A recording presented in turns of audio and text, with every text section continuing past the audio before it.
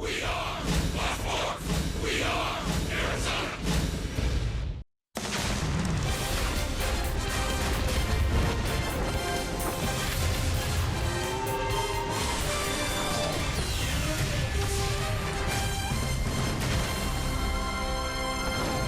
Today at Chase Field, a chance to sweep the Dodgers. Arizona Diamondbacks baseball is brought to you by Sanderson Ford.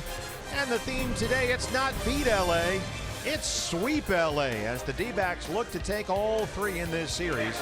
It's D-backs baseball on Fox Sports Arizona. Good afternoon from Chase Field and welcome to the broadcast. Steve Berthume, Bob Brenly along the way. 2008 was the last time the Diamondbacks swept a three-game series from the Dodgers here at Chase Field.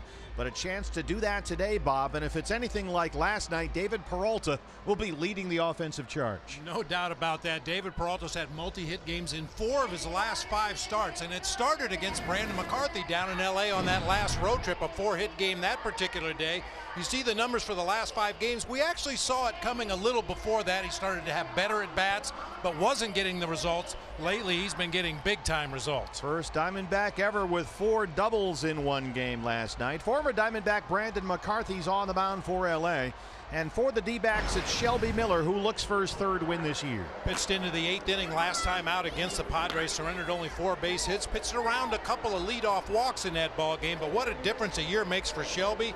Last year his ERA at this point of the season was over 8.5. This year it's 3.5. Get your brooms out. We are ready for the sweep. First pitch is coming up shortly from Chase Field. It's D-backs baseball on Fox Sports Arizona. Arizona Diamondbacks baseball on Fox Sports Arizona is brought to you by Gila River Casinos. Experience winning like you've never imagined at the Gila River Casinos, Lone Butte, Bequiva, and Wild Horse Pass. By Chaz Roberts Air Conditioning and Plumbing. Choose Chaz.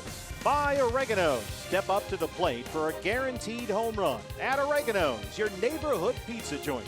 Location statewide. And by CenturyLink, connecting you to the power of the digital world.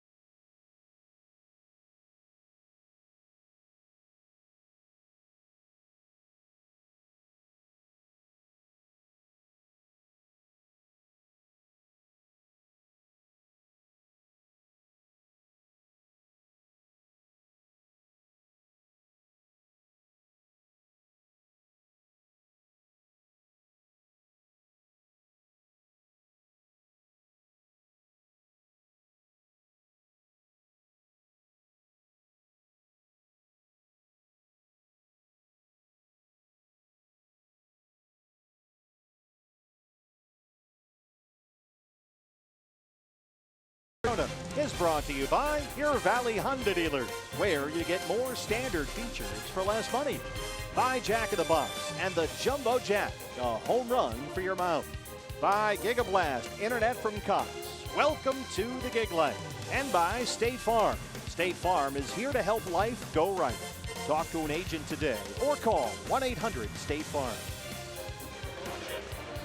Inside Chase Field, all buttoned up. The roof will remain closed for the ball game today. It's D-backs baseball brought to you by Sanderson Ford as Shelby Miller and Chris Iannetta will be the battery for the D-backs, who will attempt to sweep this 3-game series from their rival Dodgers. 8-1 at home this year, the best Chase Field start in club history.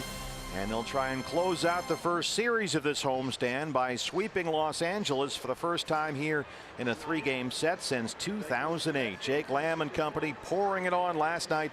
Another big offensive show. And tonight they'll look for Shelby Miller to get his 3rd win this year, equaling his win total from all of last season. The Diamondbacks are on the field. We're just about set to go. So here is the voice of Chase Field, Mr. Chuck Drago. Ladies and gentlemen, at this time we ask that you please rise and please remove your hats. Please direct your attention to the field as we honor the United States of America and pay tribute to our veterans, active duty, and retired men and women of our armed services. The Arizona Diamondbacks and the Los Angeles Dodgers invite you to join in the singing of the Star-Spangled Banner, performed by Isaiah Lewis, a 5th grader at Telios Preparatory Academy, which represents a Great Heart School located here in downtown Phoenix. Oh, say, can you see by the dawn's early light what so proudly we held at the twilight's last gleaming, whose broad stripes and bright stars through the perilous fight? Oh, the ramparts we watched were so gallantly streaming, and the rocket thread glare, the bombs bursting in air, gave proof through the night that our flag was still there. Oh, say, does that star-spangled banner yet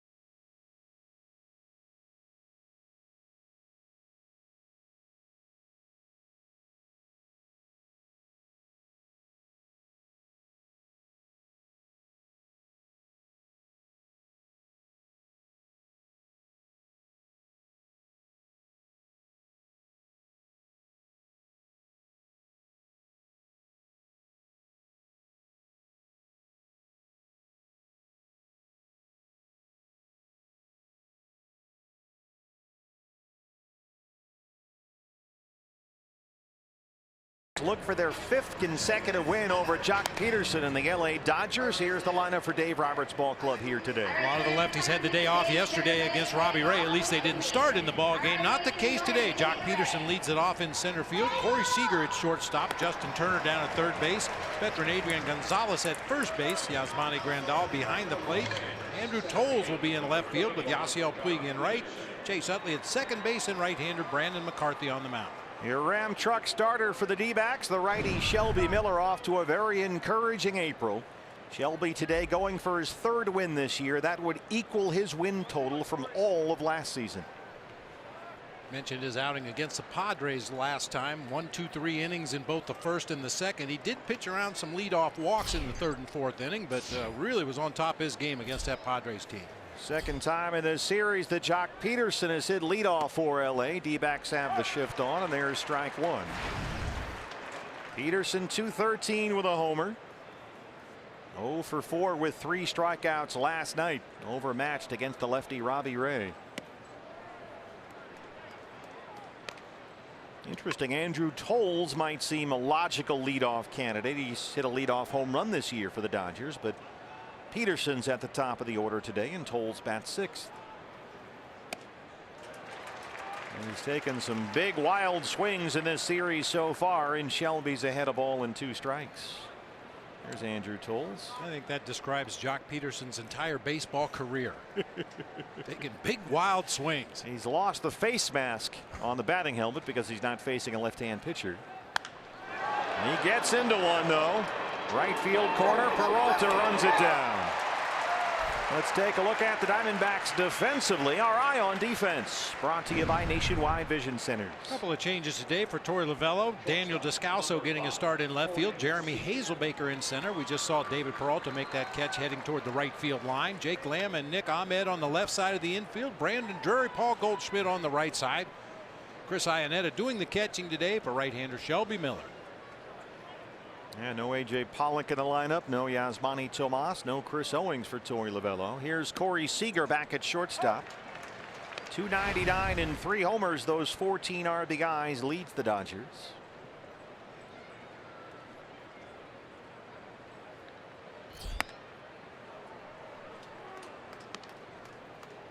Missed inside that time to the lefty, and it's 1-1.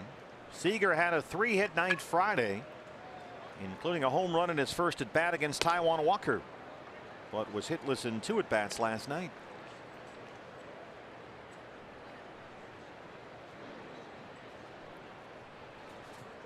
Another big crowd here this afternoon at Chase Field.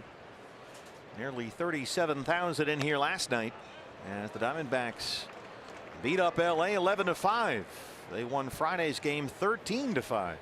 This place was rocking last night. A lot of Dodger fans in the house, and they were very loud early in the game, but the D-backs fans ultimately got to get off their seats and do some cheering for the hometown boys. Well, he kept pecking away with fastballs, but couldn't throw it for a strike. Didn't get the call for Mike Winters that time, and it's a 1-out walk to Seager. Third baseman, number 10, Justin Turner. The crew chief has the balls and strikes today. Mike Winters brings up Justin Turner. Turner batting .362. He's yet to homer, but he leads the National League with 9 doubles.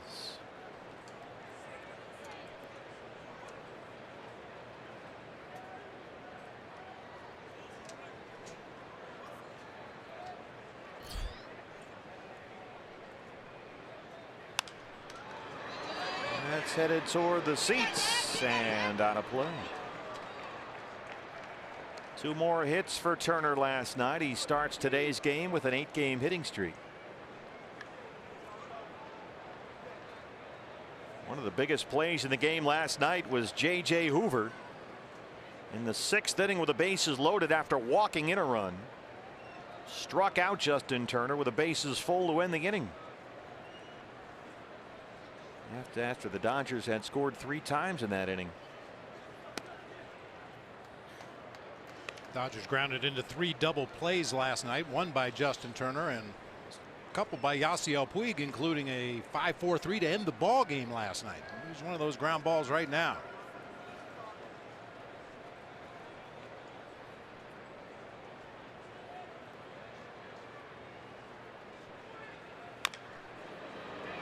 Fouled off, and it's 1-2. Dave Roberts' Dodgers come into Chase Field today 2 games under 500. They're 8-10 and are trying to avoid getting swept for the first time this year. They're on a road trip. They'll fly to San Francisco after the ball game today for 4 against the Giants starting tomorrow night.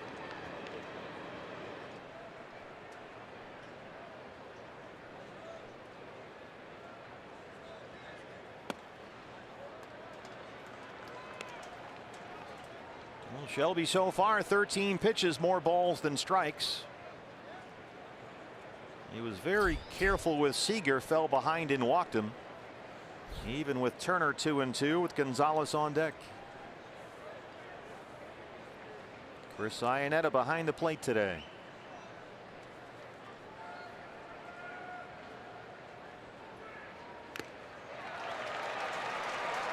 Iannetta hangs on to the foul tip, and Turner strikes out.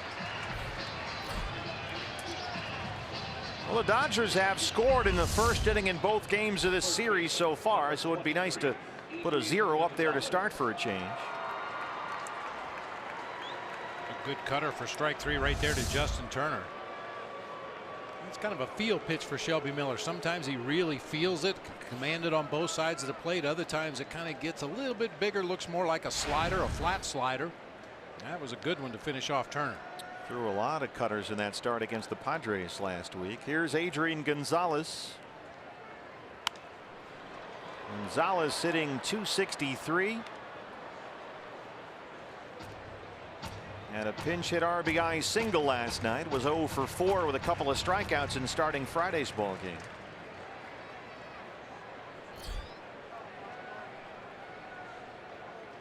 Gonzalez has had a quiet start to the year, but always dangerous in this ballpark. In fact, in 18 games this year, Adrian Gonzalez has only 2 extra base hits and 6 RBIs. I'm sure Gonzalez is looking for a favorable matchup here today against Shelby Miller. He's 5 for 12 lifetime with a double and a homer. Shelby looking to turn those numbers the other direction. Yeah. Dodgers got 2 in the first here Friday night when Peterson singled and Seager homered against Taijuan Walker to start the ball game. And then last night against Robbie Ray, Kike Hernandez hit a leadoff home run. Dodgers got 1 in the first last night.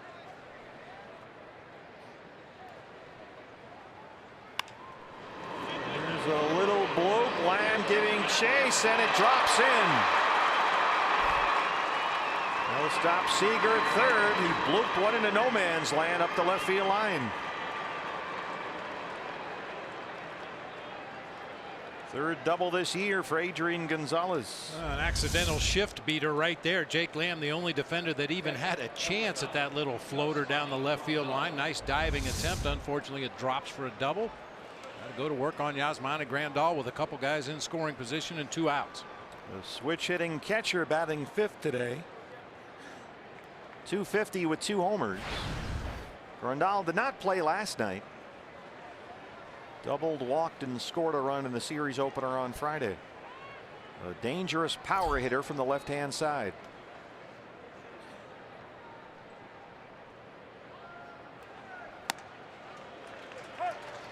Dropped a breaking ball in there for strike 1.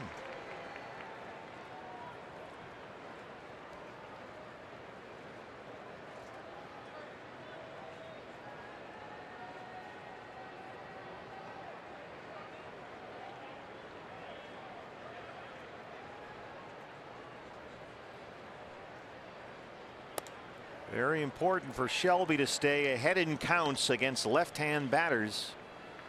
It's one thing that's hurt him this year. He's falling behind in counts against the lefties. In fact, he ranks near the bottom of the major leagues in early strike percentage against left-hand batters.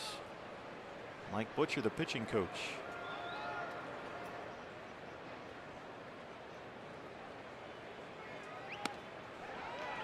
It's ahead 1-2.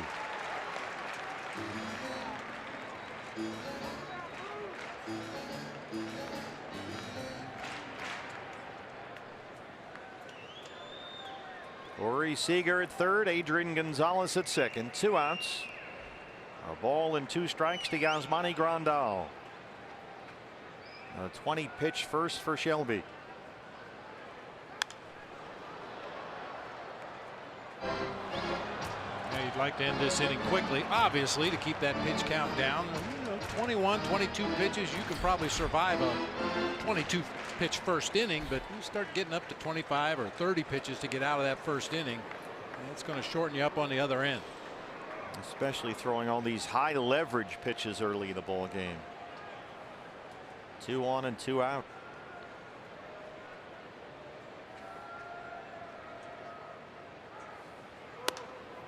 Fastball missed upstairs, and it's 2-2.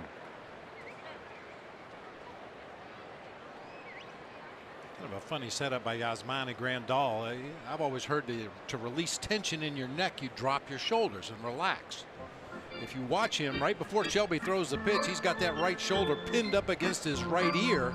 But as the ball is delivered, he really drops that right shoulder down, drives into the ball.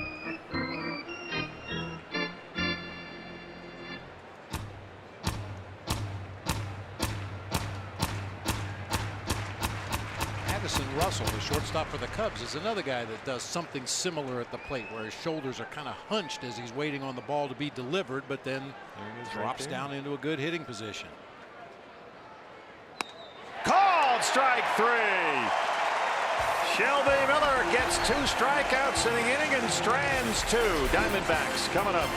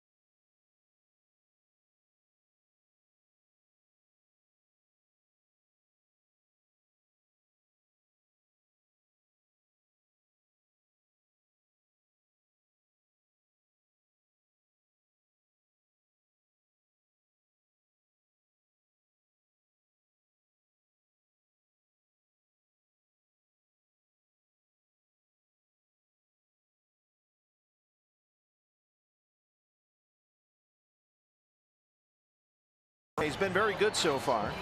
Wins over the Padres and Cubs, and no decision when he faced the D-backs last Monday in LA. Yeah, pitched 5 innings in that ball game at Dodger Stadium, gave up 5 hits and 2 earned runs. He did strike out 8 D-backs hitters. He also walked 3, which is kind of unusual for Brandon McCarthy. He generally doesn't pitch himself into trouble with the base on balls. Well, a day off, I should say, for A.J. Pollock today. Jeremy Hazelbaker in center field and leading off. 7 hits in 16 at bats this year.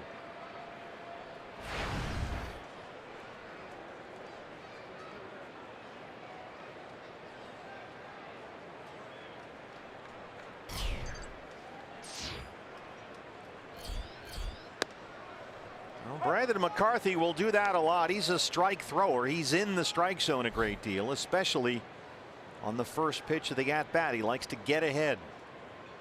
Well above league average in terms of first pitch strikes. Very efficient.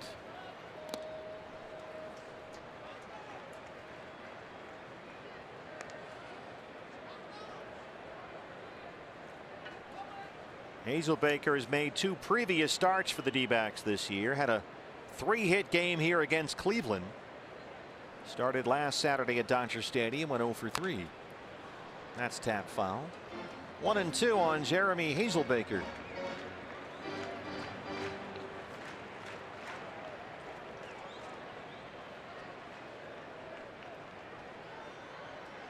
Born in Muncie, Indiana, went to high school in Selma, Indiana.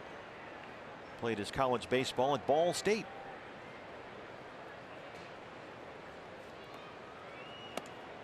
2-2.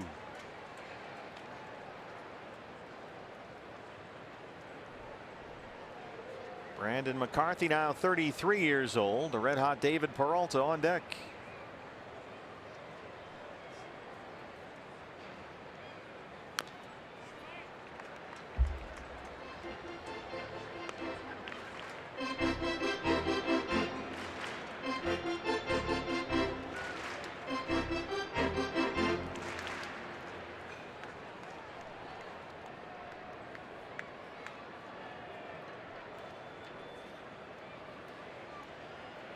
No chart back there for Yasmani Grandal. How about that?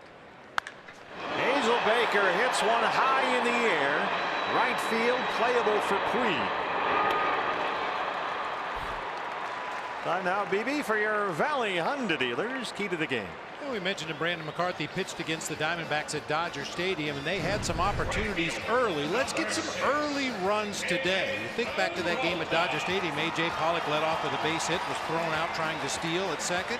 David Peralta followed with a base hit. He was thrown out trying to steal second. Goldie walked, and then a ground ball to first base by Jake Lamb got the Dodgers out of the inning. 2 base hits and a walk, and they didn't get a run.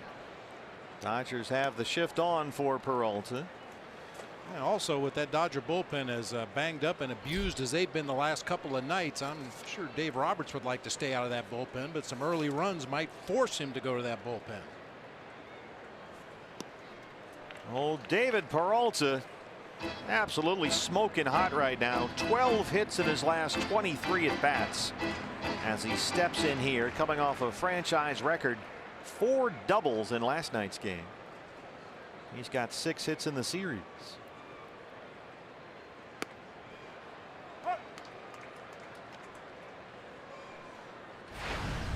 David's 4 doubles game already, his 7th multi-hit game this year, batting .294. Left side of the field wide open for Peralta. He squirted one over there yesterday. He was 2 for 3 against McCarthy at Dodger Stadium last week. Swings through a cut fastball, and it's 2-2.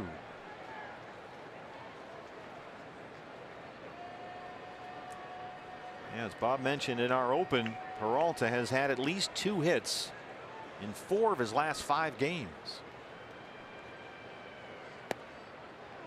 Good take there. The fastball missed, and it's a full count, 3-2. Goldie on deck. That foot up against the back railing in the on deck circle. That's where the statue will go one day. Just have to play around it. Like the flagpoles in Houston used to be. And he hits it away from the shift and into left. Peralta's aboard. You got to get your whistle back. I'll find it. It's home somewhere. Number 44. Fastball out over the plate. What a great approach by David. You know, we mentioned this all started on the last road trip against Brandon McCarthy, the string of multi-hit games. But even before that, he was starting to go the opposite way with pitches out over the plate, starting to narrow that strike zone down a little bit. It's not surprising that he's gone on the tear he has. Goldie 254 and 2 homers. Paul has 3 hits, 4 RBIs in the series. He's also walked twice. And he's hit the ball hard to second base for RBI hits the last couple of nights in some big spots. Had a 2-run single in the 8th inning on Friday. Another 2-run single in the 8th inning last night. Hard and almost took Tony Perez-Chica's head off. Look out. That was a rocket coming at the third base coach.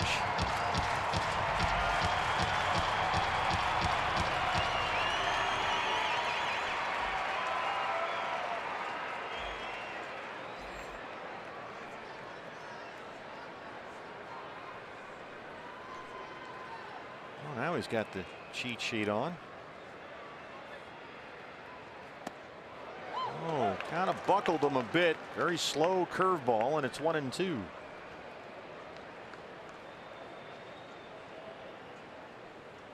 Goldie's very analytical when he's in that batter's box. He's thinking of, what have I seen from this guy in the past? What did I see on the stat sheet before the ball game? What pitch does he like to throw in this particular count? And that time I think Goldie got crossed up a little bit. That curveball really surprised him. Well, McCarthy, when he's behind in the count, will oftentimes try and surprise the hitter with his curveball. He'll do that actually about 3 times as often as the average pitcher. He's not had a lot of success getting hitters to chase his non-fastballs this year. He's in the strike zone so often there's hardly a need to. Here's the 2-2. Goldie hits it high in the air. Left field. At the wall, and it's gone. Paul Goldschmidt. That's his 3rd, and it's 2-0 Diamondbacks.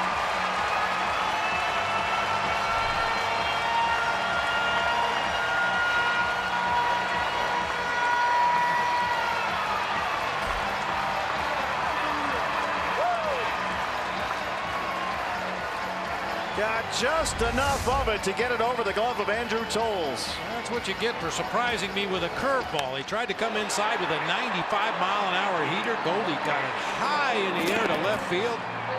Just enough to sneak it up into that first or second row out there in the left field bleachers.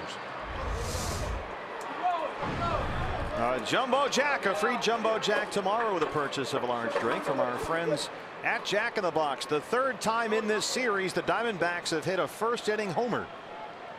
A.J. Pollock a leadoff homer Friday night. Lamb and Tomas back-to-back last night. And here's Jake.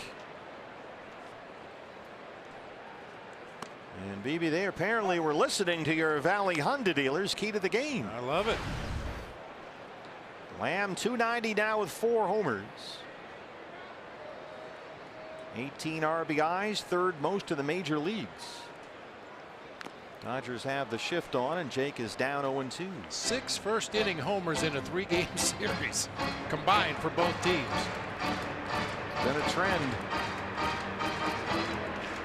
Only difference today is that the Dodgers were held to a goose egg in their 1st inning. After 1st-inning homers by Seager and Hernandez the first 2 games of this series. Popped it up. Seager's going back, and it drops in. Well, both D-backs left-hand batters have gone the other way against the shift for base hits. Kind of fought that one off. Yeah, I think Davids was more intentional. Jake Lamb just kind of got jammed on this ball, but found grass out there in shallow left field. Keep the line moving. 3 consecutive hits with 1 out bring up Brandon Drury. Drury 293 back after a night off last night. He's hit safely in 3 straight games and 5 of his last 6. 2 runs in. Lamb at first, still just 1 out. McCarthy at 20 pitches. There's a strike, and it's 0-1. Friday's series opener, Brandon was on base 4 times, singled, doubled, and walked twice.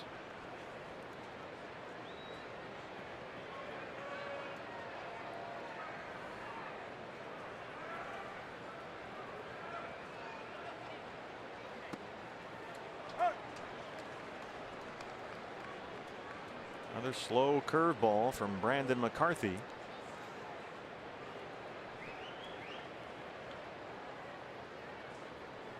Drury down 0-2.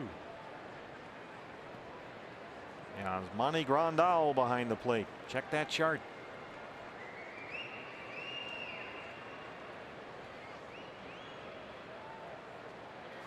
Do guys still peek? You see Grandal looking up to make sure that Drury's not peeking. You see the catcher do that so often. It's such a big no-no. I wouldn't think that's even a concern anymore. There are a few guys that try to use their peripheral vision to see where that catcher is set up, maybe even see the signs, but that's catchers check on every pitch. Doesn't happen as often as it once did, but there are guys out there, the way they take their bat waggle, I think of Jarrett Parker of the San Francisco Giants, the way he holds the bat out in front and kind of stares at it and gets back in hitting position. He's got a lot going on in his setup, and somewhere in that setup it would be very easy just to take a quick peek, see where that catcher is set up. You see Grandal keeps looking up to Drury, making sure he's not peeking at the signs or the setup. See, for me, that was always an easy fix. You tell the pitcher, throw a fastball up and in regardless of where I set up or what I do. And, you know, you can very obviously call for a curveball and move way on the outside corner and then have your pitcher throw one up and in. High chopper. McCarthy has it. Close play at first. They get Drury and Lamb moves up. That's 2 outs. Let's check the Dodgers defensively, brought to you by Nationwide Vision Centers. Tolles, Peterson, and Puig left to right across the outfield this afternoon. Turner, Seager, Utley, Gonzalez third to first across the infield. We've seen plenty of Yasmani Grandal behind the plate already, and Brandon McCarthy, the right-hander, on the mound. RBI chance here for Daniel Descalso, the left fielder. Yasmani Tomas has the afternoon off. Daniel at 154. He's knocked in 5 runs. Lamb at second and 2 outs.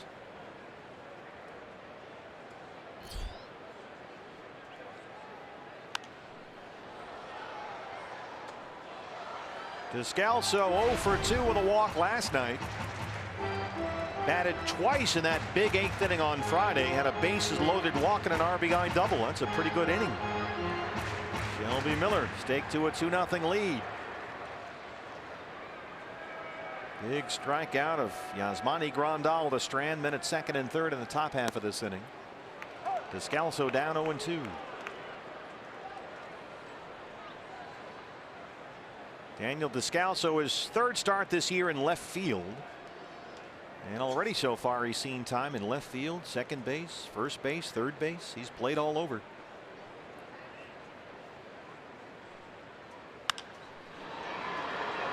Along the left field line for Tolles.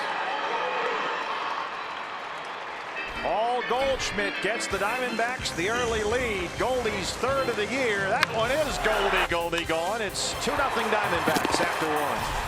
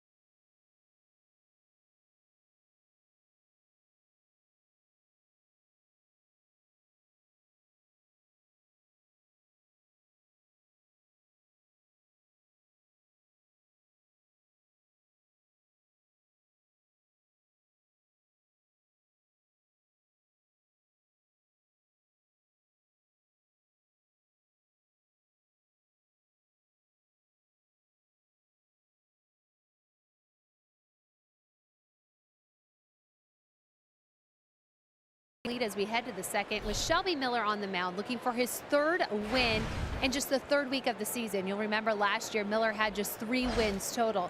He said this early success has given him confidence in his ability, making his job out there a lot easier. Meanwhile, Torrey described him as someone who's comfortable in his skin both on and off the field, and he said the other starters are gravitating towards that. It's making this a very close-knit group as they're feeding off each other's success, trying to go out there with a friendly competition to one-up each other. And guys, hey, if hitting can be contagious, why can't pitching, right? Well, they have said that everything is going to start with this starting rotation and work around that. And so far, the starters have been outstanding. One of the best rotations in all of Major League Baseball so far. Andrew Toles, the left fielder, 2-1 now. Boy, and you really can't overemphasize how important that is to get solid starting pitching early in the season. 6, 7, pitch into the 8th inning sometimes. It allows Torey Lovullo to use that bullpen in an orderly fashion, the guys that he wants to pitch rather than the guys that are able to pitch. And the message has been very consistent. We heard Mike Hazen tell Todd Walsh that on the Diamondback Live pregame show, that every time a starting pitcher goes out there, he does it with the idea that he's going to get 21 outs. It won't happen every time, but that is always the goal. Go out there and get me 21 outs. And Shelby, his last time out, got 22, as he was the first Diamondback pitcher to work into the 8th inning this year. There's Mike Hazen, Jared Porter, part of the new front office. JP's always on his phone. He's got to constantly have it charged. Full count on Toles, 3-2.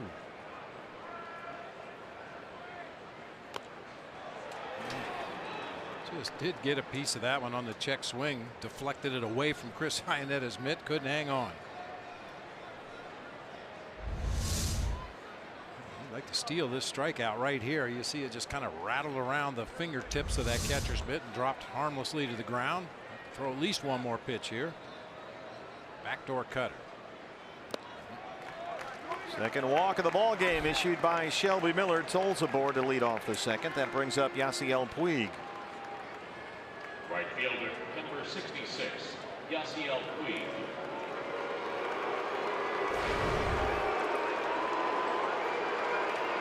They love him here in Phoenix. Puig, 254, leads the Dodgers with 4 homers.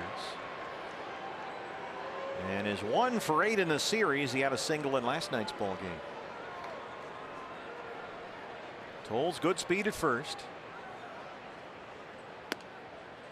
There's the strike, and it's 0-1.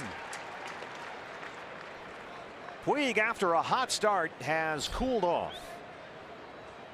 Over his last 6 games, he is 3 for 24.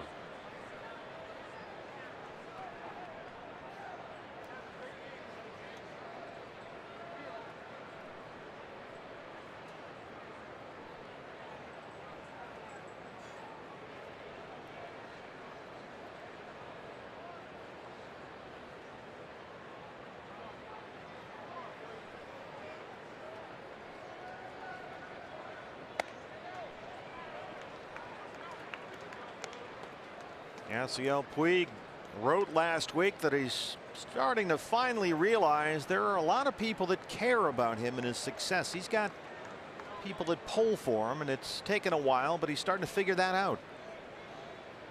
Guys like Adrian Gonzalez have tried to keep him on track.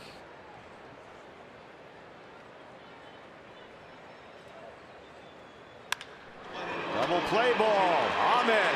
Drury. They roll it. Yasiel Puig, as Bob mentioned earlier, hit into 2 double plays last night. 2 quick outs for Shelby there. Well, that is just the way you draw it up. A hard hit ball right at one of your defenders. In this case, Nick Ahmed makes a play at second base easily. And even with Puig's speed, he's not even in the picture right there. That ball was hit hard. Chase Utley now with 2 down. Talk about a slow start. Utley is 1 for 24 this season. No Logan Forsythe. Dodgers lost Forsythe, their new second baseman, last week to a fractured right big toe. Saw Chris Taylor at second base last night. Utley in there tonight. There's strike 1. Utley started Friday night here. Went 0 for 3. He's hitless in the series.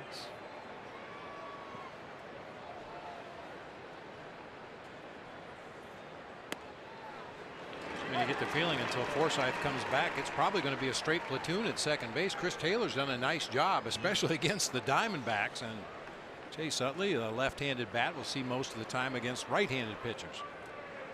Taylor's off to a terrific start offensively. Dave Roberts likes his athleticism out there in the middle infield. That's a fair ball for Goldie. He beats Utley to the bag. Bottom 2 on the way. The Diamondbacks lead the Dodgers 2-0.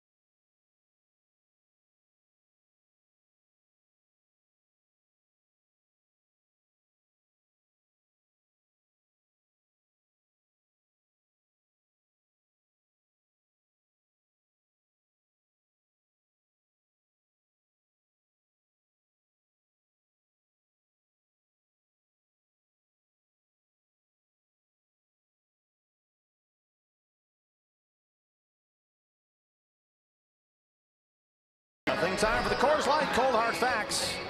Diamondbacks 8-1 at Chase Field this year, the best home field start in club history. And they are just about the best team at home in baseball so far this year, Bob. Home sweet home. D-backs really digging it here at Chase Field so far this season. And they should. They have a good offensive ball club, a lot of guys that can hit the ball, and this is a great park to hit in. Chris Iannetta will lead off the bottom of the second against Brandon McCarthy. Chris begins the game today riding a 6-game hitting streak. He's been one of the most effective bats the Diamondbacks have had as of late. Deep in the hole for Seager. One away. That's not fair. Not a big time shift, but Seager over toward the hole between third and short, and that's right where Chris Iannetta hit it. Well, this guy's got his broom. He's looking for the sweep as Nick Ahmed comes up. Last time the Diamondbacks swept a 3-game series against the Dodgers here at Chase Field was April of 2008. And a win today would be their 5th consecutive win over the Boys in Blue.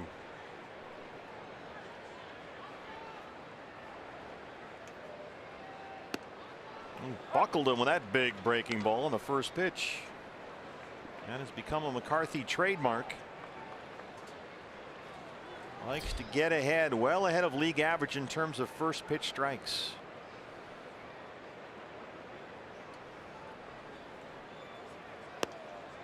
You know who else used to do that? Knee buckle on the first pitch curveball? Ryne Sandberg. All the time he would knee buckle on that first pitch curveball, I think, to set you up to throw that same pitch later in the at bat. And I asked him about that when I was working in Chicago, and he just kind of gave me a sly grin. But that's a case where a hitter can set up a pitcher. Well, he strikes out Ahmed on 3 pitches. First strikeout for McCarthy.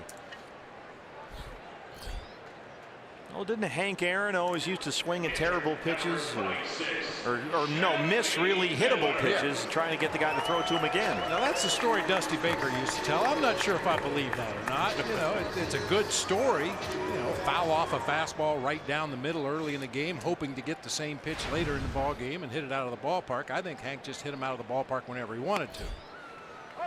755 times. Shelby Miller.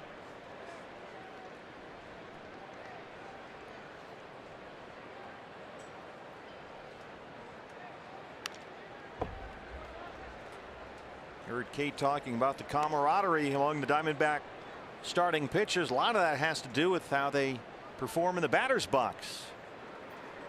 They all get on each other during batting practice. Results of all the at-bats are carefully gone over by the rest of the rotation. Well, even in the media notes every day, we're starting to see more and more offensive notes on that day's starting pitcher. Shelby Miller, for example, on March 27th against the Angels in spring training, hit a third-inning double to center. StatCast had it at 111.4 miles per hour off the bat, the hardest hit ball by a pitcher ever recorded by StatCast. Wow. There it is again. The McCarthy curveball. He's got 2 strikeouts. He's retired 5 in a row, but the D-backs lead it 2-0.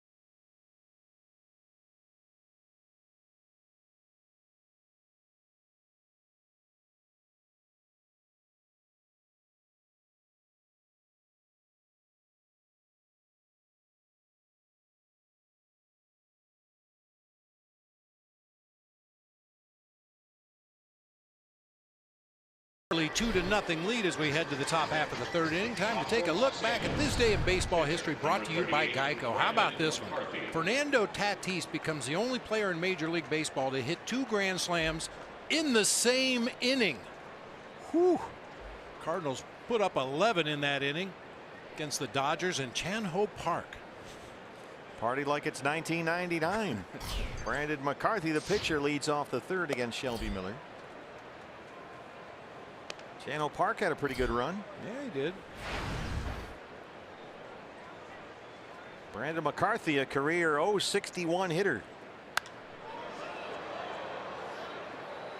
2 grand slams in 8 RBIs in 1 inning. That's a good month for some of us in 1 inning.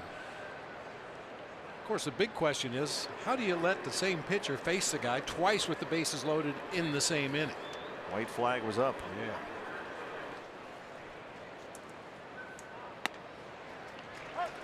There's a Shelby Miller curveball, and it's 1-2. Shelby's been mixing in that curve a little more often lately. Haven't seen it a whole lot so far today, though. Goes back to the fastball, and McCarthy stays alive. Shelby just outstanding in his win over the Padres Tuesday. Worked into the 8th inning. Went 7 1/3, gave up only 1 run on 4 hits. Torey Lovullo really happy with that great outing because Shelby has really worked hard and saw some results. Bounced over the mound. Ahmed will charge. Barehand throw, and they got him. Nick Ahmed at shortstop, 1 down. Well, you rarely see the shortstop make a barehanded play, but that ball was not hit very hard. Ooh, nice play by Nick, something he doesn't do much of. Had the right guy running. That's 3 consecutive ground ball outs for Shelby Miller, and Jock Peterson, the leadoff man, steps up. D-backs put the shift on.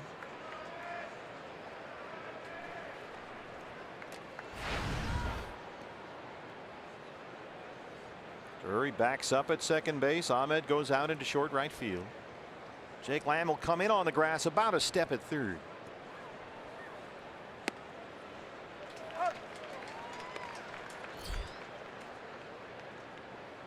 Peterson flied out to lead off the ball game.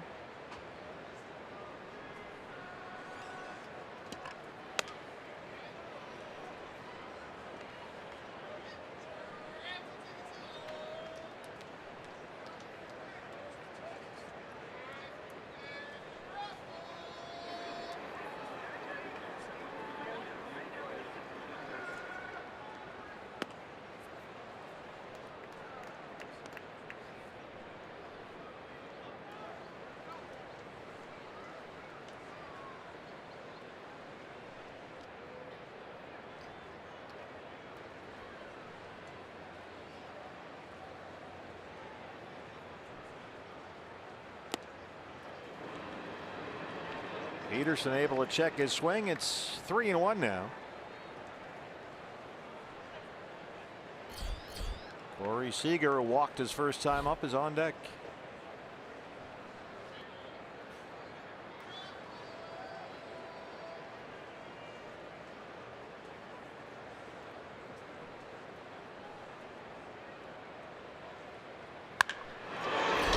Sitting on a fastball and got it.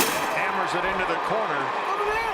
It rolls away from Peralta, and Peterson will stop at second. That one took a hard carom off the fence out there and started rolling back toward right center field.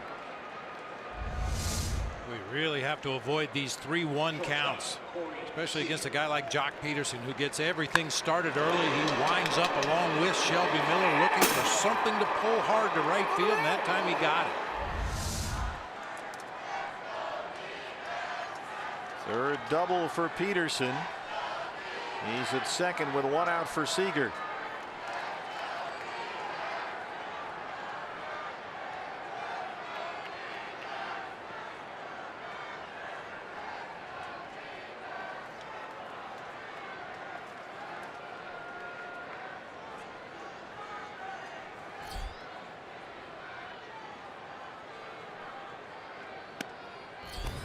Ball one, behind in the count again.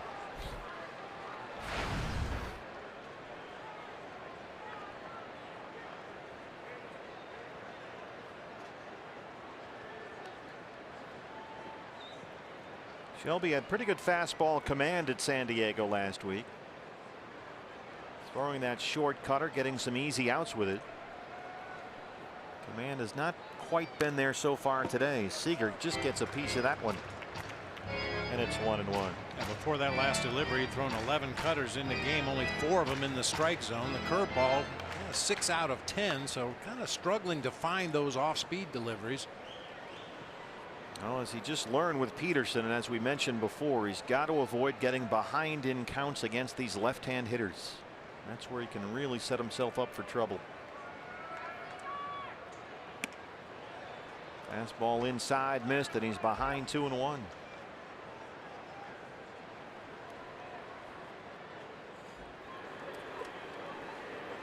Lots of food options here at Chase Field. Why not try them all? They're trying. They are. Dig it in there.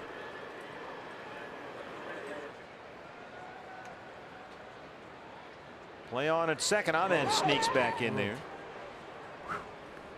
You do not have to throw that ball to second base. You spin around and you see there's no play. Don't risk a throw.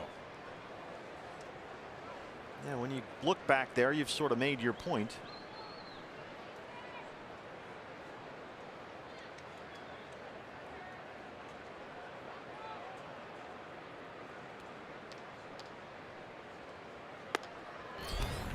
Now he's struggling behind 3-1. 50 pitches for Shelby and only 28 strikes. I almost get the feeling that Shelby's just looking for that one pitch where everything comes together perfectly and his release point is where he wants it to be and he executes the pitch he's hoping to throw. Just haven't seen him throw back-to-back pitches where he wants in this game.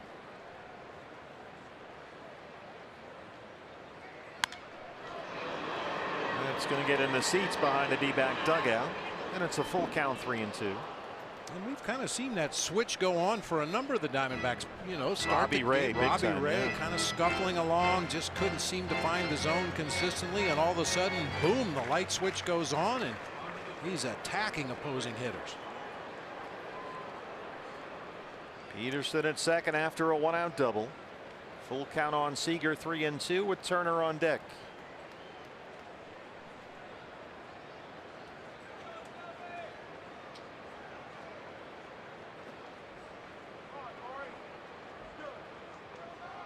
Ahmed sneaks in at second again, now backs off. Seager fouls that one away.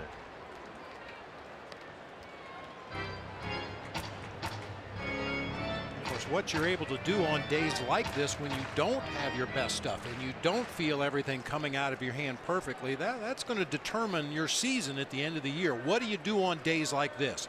Can you battle and keep your team in the ball game long enough to get your offense going? Turn the ball over to the bullpen maybe a little sooner than you would like, but keep your team in the ball game. There's going to be starts where Shelby dominates like he did last time out against the Padres. But he's going to have a lot more starts like this one where he doesn't have complete command of everything, and what he does in those games is probably going to determine his season. Really able to rely on that cut fastball at San Diego. That's not the case so far here today. Hey fans, a reminder on Twitter Tuesday. Good Lord, is this correct? Brandon Webb will be taking over Fox Sports Arizona's Twitter account on Twitter Tuesday, and Webby will be answering all your questions during innings 3 through 5 of our D-backs Padres game. So this Tuesday you can connect with Brandon Webb through Fox Sports Arizona's handle on the Twitter, which is @FoxSportsAZ. I guess that's correct. Who would have ever guessed? I'm stunned. Already the third walk issued by Shelby Miller, and the Dodgers have something going. 2 on, 1 out for Turner, who struck out his first time up. I didn't know Webby knew how to work Twitter.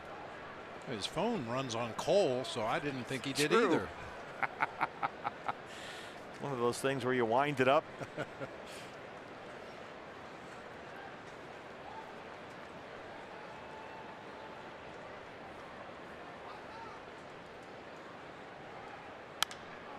Sky high behind first base. Drury, Goldie out there, Peralta coming in, and a big out number 2.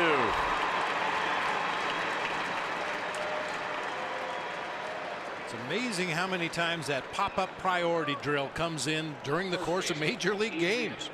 Goldie, Brandon Drury both going out into shallow right field. Drury called off Goldie, Peralta called off Drury, and ends up making the play. We'll go back to the first inning. Shelby Miller, after a walk to Seager and a double by Gonzalez, had second and third 2 outs, and he was able to strike out Yasmani Grandal. Well, now here in the third, he's got 2 on and 2 outs, and Gonzalez is the hitter. Peterson at second and Seager at first.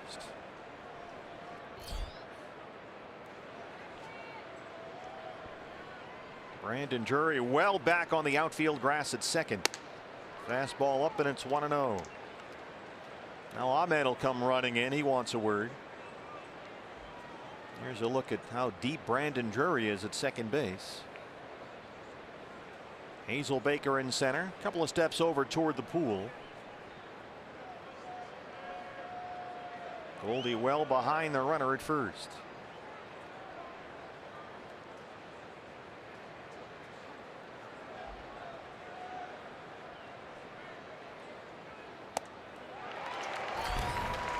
Fastball right by Gonzalez at 96. Four-seamer up in the zone that time. He's really struggled with the cutter. We've talked about it throughout this inning. The curveball's kind of been there and then gone, but that four-seam fastball up in the zone is a good remedy against any hitter.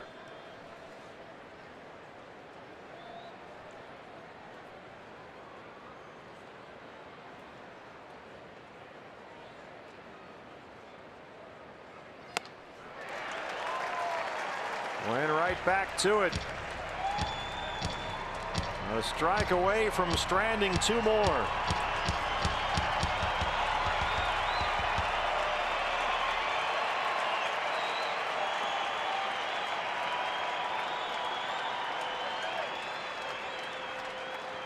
Jock Peterson at second.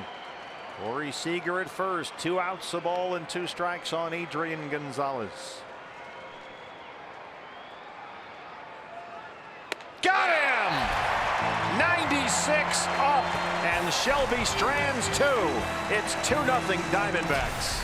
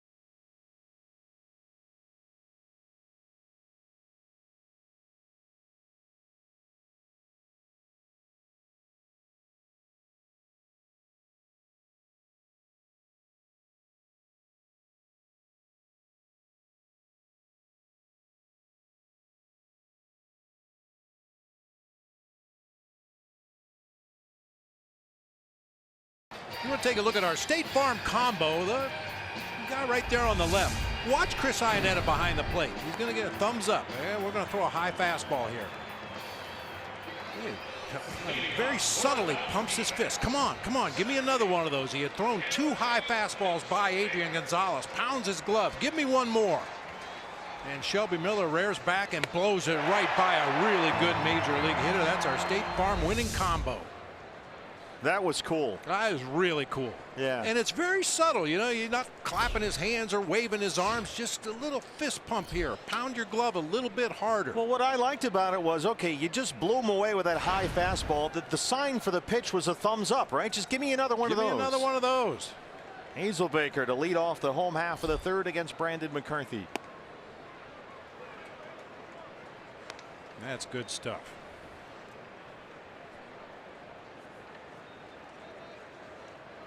Diamondbacks, a Peralta single, a Goldie home run in the first inning. All the scoring so far. Shelby has given up only 2 hits. He's walked 3 and struck out 3. The cutter's not been there for him so far, but boy, it seems like in the top half of this inning he found that 4-seam fastball. And twice in the ball game today, Shelby has come up with critical strikeouts to strand 2 Dodger base runners. Once to end the first, and now once to end the third.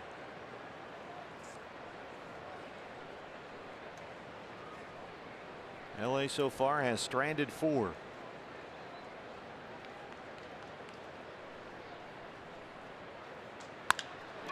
Bounce to second for Chase Utley. That's 6 in a row set down by Brandon McCarthy. Right fielder, David Peralta. Here's Peralta. He singled in the first. Hit one away from the shift. He dropped it into left field. So Peralta, who had 4 doubles last night, 1 for 1 so far tonight. Bounces one to first base. Gonzalez is there. McCarthy covers, and quickly it's 2 down.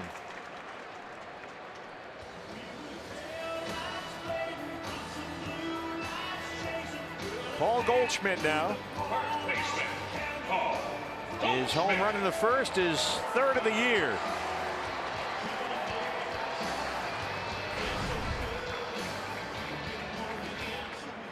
David Peralta on his backswing might have gotten a piece of Yasmani Grandal that time. He kind of looked over his shoulder before he started down the first baseline and then checked in with him as he came back toward the dugout. Bang! Ooh, right on top of the helmet.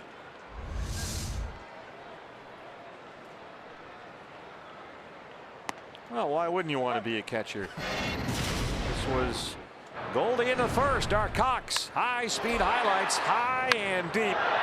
Over the glove of Toles in left. Look how high that one is. Just got enough to get into that second row. McCarthy comes in with a fastball and gets ahead 0-2. A rare show of emotion there by Goldie when he got back to that third base dugout. Those were some serious high fives. Yeah, he's been a little stoic lately.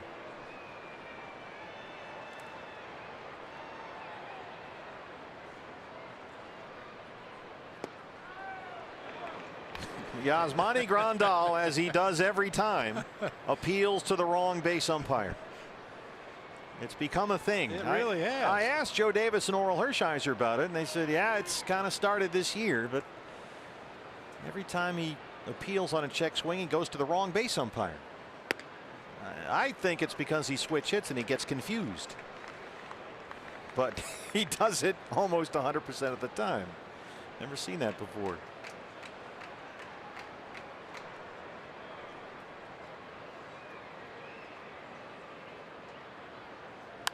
Ooh, Goldie waited on that hanging breaking ball. You saw him buckle, hold up just a minute, and then take a cut at it, fouled it off. Yeah, Brandon McCarthy caught him by surprise in that first inning at bat with a curveball that he took for a called strike and buckled Goldie's knees just a little bit. That time Goldie was a little more prepared for it.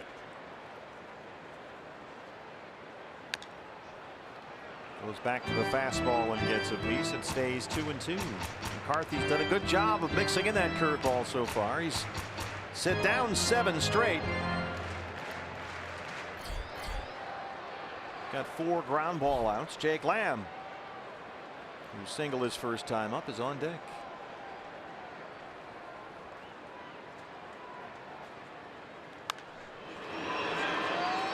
Got another hanging curveball. I am thrilled to report that I am already a winner and beat the streak. I jumped on the hot D-backs bandwagon. I went with the lefties. I went Peralta and Lamb today, and they both had hits in the first inning. How about that? I'm up to a big 4.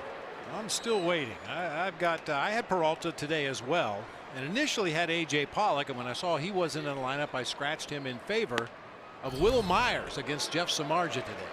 Myers' hitting streak finally ended the other day, but he had a couple of more hits last night. Yeah, 0 for 1 so far today. Oh, that's a shame. Your concern is underwhelming. Yes. 3-2 to Goldie. You can play Beat the Streak along with Bob and I at home. Just download the app. It's all free.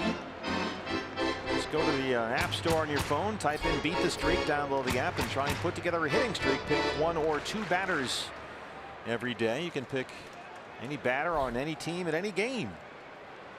Trying to put together a streak. My personal high so far is 8. Not very good. Sitting on 13 right now. No, really? Oh, yeah. Oh, rolling. I didn't know you were that lofty. Come on, Will Myers. So Goldie walks.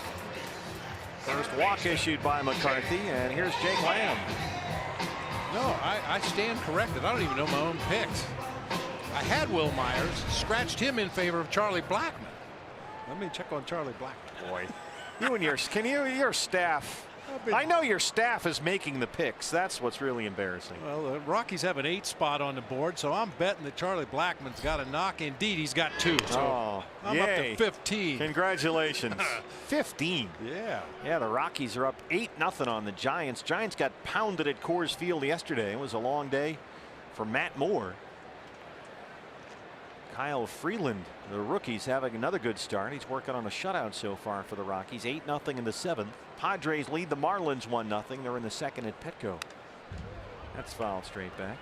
But beat the streak. It's a lot of fun and very confusing. Yes, for some of us. Well, when you jump on a guy, you know, your gut reaction, you know, I went like you. David Peralta's red hot. How can you not play David Peralta? And A.J. Pollock, I love his at-bats lately. So I thought, yeah, those two guys are good. And once Pollock scratched, I was scrambling. Threw you into a confusion Into mode a tizzy. There. 50 pitches for McCarthy. 37 for strikes. He missed with that one. It's 1-1. Yeah, the app is really good on your phone. Makes it all easy. Thing is, it gets in your head, man. You start thinking about matchups. All right, who am I going to go with tomorrow? I'm up to 4, 6.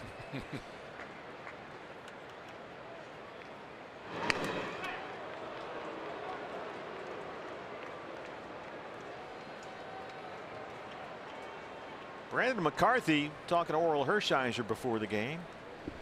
When he's ahead in counts and going well and throwing strikes, he gets in a real rhythm. When he gets behind or when he gets runners on base, that's when his whole pace comes to a screeching halt. He gets very fidgety out there. Starts to look a little more uncomfortable, starts missing with pitches like he is here. Now he's behind on the lefty 2-1, and this is where McCarthy gets out of his flow. There's Oral just to our left, working with Joe Davis on Dodgers TV.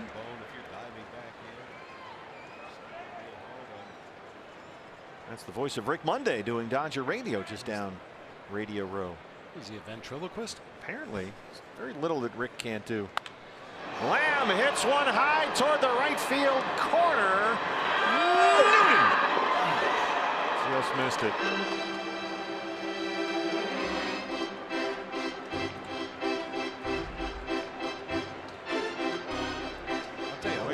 Ball like that, I joke all the time, you know, strike one, it's just a foul ball, but it does kind of send a message to that pitcher out there. McCarthy tried to come up and in with a fastball, and Jake Lamb got the barrel on it and narrowly missed a home run down that right field line. You have to think twice about coming in with a fastball to Jake Lamb now. It'd scare him off that pitch.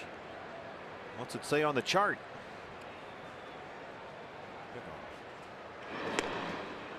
Well, Jake, who had a home run in the first inning last night, since the start of last season, he's homered once every 13.5 at bats in games here in this ballpark. That places him top 10 in the majors in terms of home frequency in his home ballpark.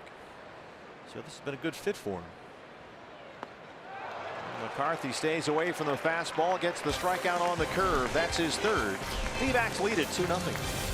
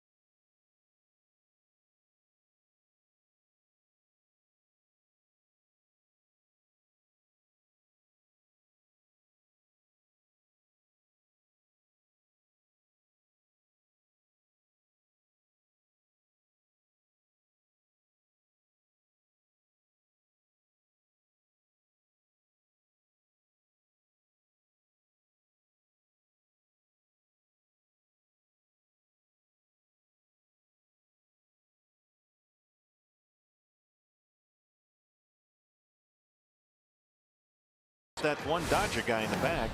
Now time for the unlimited baseball break presented by T-Mobile. News and notes from around the major leagues. Bryce Harper, second in baseball with 7 homers. How about this? A Monday through Thursday series with Colorado. That could be a slugfest. We'll be in Washington to start the month of May coming up soon. And the Astros won again. They beat Tampa Bay today 6-4 in St. Pete. They've won 8 of 10. Luke Gregerson got the win in the ball game today in relief. Giles' 5th save. Yasmani Grandal leads off the 4th. We'll be in Houston as well this year. We play the Astros again. The middle of August. 2 games here and 2 games there. Minute Maid Park.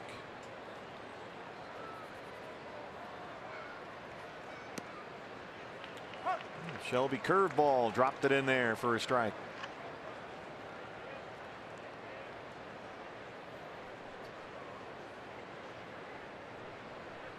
"60 pitches, 35 strikes." With this lineup against Shelby today, really top heavy with left-hand hitters. A lot of lefties in there, which is why the Dodgers struggle so much against left-hand pitching. But you've got Peterson and Seager, both lefties at the top. Turner's a right-hand hitter. And Gonzalez a lefty. Grandal switch hits. This should stay fair. Playable for Lamb. Ahmed's over there. Who wants it? It's Nick. I was just bragging about their pop-up priorities on the right side of the infield. Yeah, Jake Lamb is taught to go after it until he hears somebody call him off. It appeared that Nick Ahmed was calling him off right there. Daniel Descalso was far enough back that he decided to let the 2 of them fight over it, and Nick comes away with it.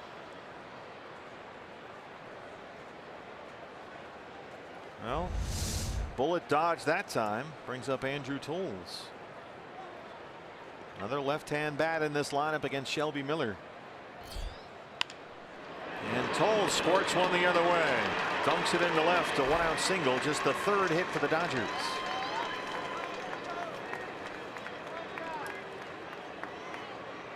That'll bring up Puig. Let's listen for his reception. Right fielder Yasiel Puig.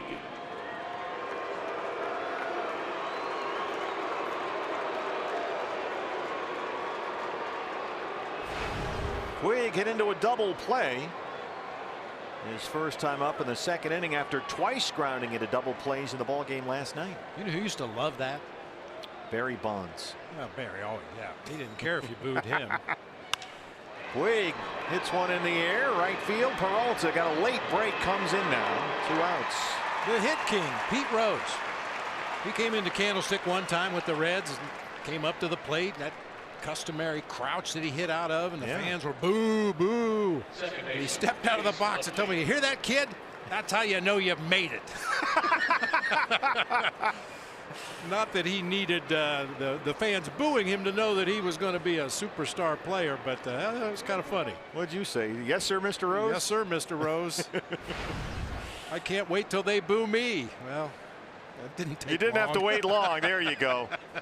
Bob Brenly, ladies and gentlemen. Utley 0 for 1 and 1 for 25 on the year. I used to get booed at home and cheered on the road.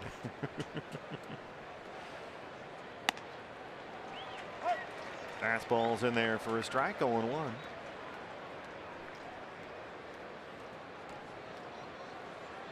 Well, plenty of fans here to boo Yasiel Puig and all the Dodgers. Another big crowd this afternoon. We had more than 36,000 last night. And these fans today looking for a D-back sweep. Went away with a fastball but missed, and it's 1-1. Diamondbacks are 4-2 versus LA this year. Today would be their first 3-game sweep against the Dodgers at Chase Field since April of 2008. It would also be their 5th consecutive win over Dave Roberts Ball Club. Utley hits one in the air, left center field. Descalso calls for it. And a good job by Shelby Miller. Strands the 1-out single, keeps it 2-0 D-backs.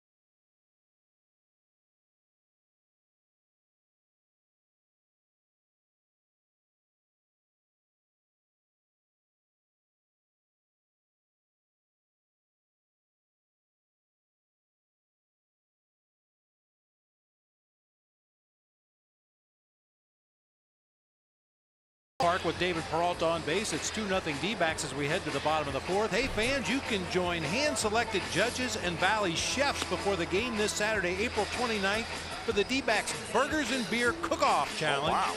Presented by Budweiser. Get a VIP ticket now for just $50. It includes a complimentary burger and beer samples, plus a lower level game ticket. As always, visit dbacks.com, this time /burgers. You and I will be arriving early for that game. Somebody's got to start the barbecue grill. Double fisted down the aisle here at Chase Field. As D-backs look for a 3-game sweep of the Dodgers. Diamondbacks off to a 12-7 start this year. And 8-1 at Chase Field, the best home field start in club history. Last year, the D-backs didn't reach victory at home number 8 until May 28th. How about that? Brandon Drury leads off the fourth against Brandon McCarthy. Curveball in there for strike one. Brandon tapped back to the mound his first time up. Last time the D-backs won 5 consecutive games against the Dodgers, June of 2013, so it's been nearly 4 years. High chopper in the hole. Seager long throw. Boy, is he good. He's a big guy down there, 6'4", 215, but that's sort of the blueprint now for these shortstops. Yeah, and his movements are so fluid. You don't see any jerking or any quick explosive movements. He just goes to the spot where he needs to be very smoothly, gets the ball in the glove, has a nice smooth throwing stroke. Very deceptive how much ground he covers and how strong his arm is. Of course, his brother Kyle, his older brother, is the all-star third baseman in Seattle. Daniel Descalso looks at strike one. Descalso the start in left field today as Manny Tomas has the day off.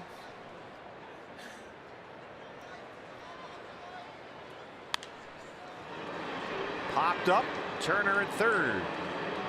Seager will take it. 2 down. That's kind of become a thing also. Sweet ballet. I like that. I like the way you think. Well, McCarthy's got it rolling here. 2 outs on 4 pitches. He hasn't given up a base hit since Jake Lamb's 1-out single in the first. And now with 2 down and the bases empty, he'll face Chris Iannetta. Chris with a 6-game hitting streak.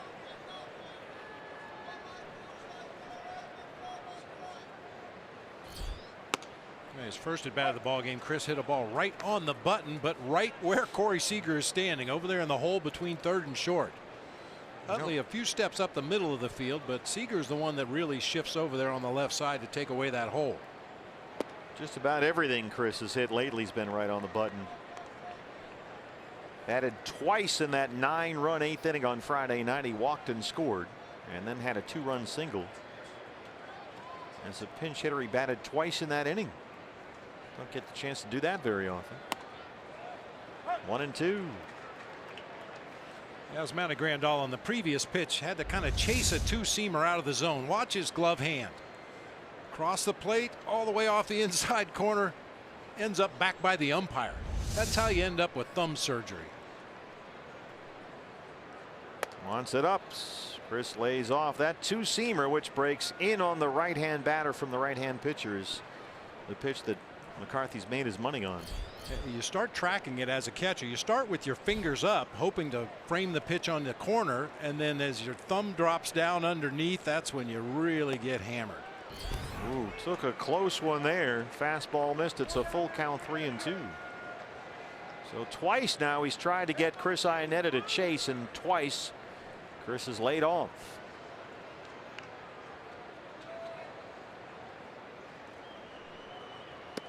Out in the front of that one, slow curveball gets the strikeout. McCarthy's fourth. Through 4, D-backs lead the Dodgers 2-0.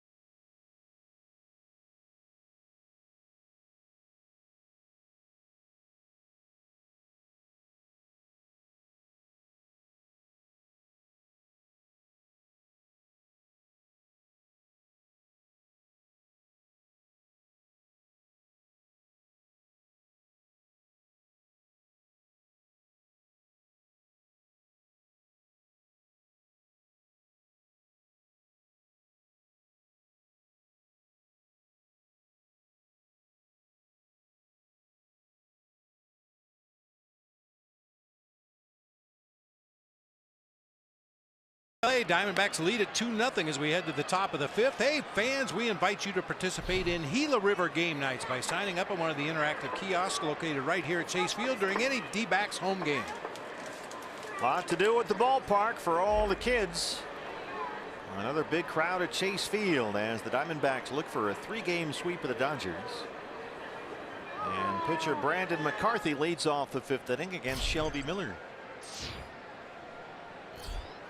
See if Shelby can break the pattern here. He threw 23 pitches in the 1st inning, 13 in the 2nd, 22 in the 3rd, and only 9 in the 4th inning. So if he sticks with the pattern, he'll be up in the 20s this inning, but we don't want that. No, we don't. Got the top of the order due up next. That fastball, cut fastball, missed somewhere. It's 2-0. Well, he has settled in after the beginning of the game. 7 of the first 10 Dodger hitters saw 5 or more pitches. The last 6 have all been 4 pitches or fewer. Well, he's fallen behind on a pitcher that frankly is not a great hitter. It's 3-0. Shelby 70 pitches, 40 strikes. Got some good hitters coming up behind him. Most of them lefties.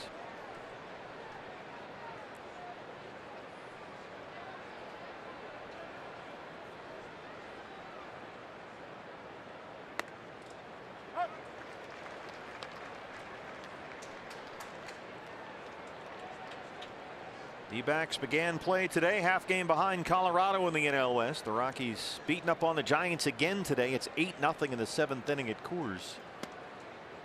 He walked the pitcher to lead off the inning. That's Shelby's 4th walk today, and that's a no-no. You can see he's a little upset with Mike Winters back there. Well, Mike Winters has historically always had a very tight strike zone. Doesn't go off the corners, doesn't go above or below the zone. You got to put it in that box to get a call. Now he's got to bear down. The lefty Peterson, who doubled his last time up, is the hitter, and Seager behind him. Remember, Shelby fell behind on Peterson, got to a 3-ball count to try to sneak a fastball on the inner half, and Peterson yanked it into the right field corner for his 3rd double this year. D-backs have the shift on. This may be one of those moments where Chris Iannetta back there refocuses Shelby Miller. Shelby a little upset with Winters. Now he's behind on Peterson. He's really going to have to lock in here.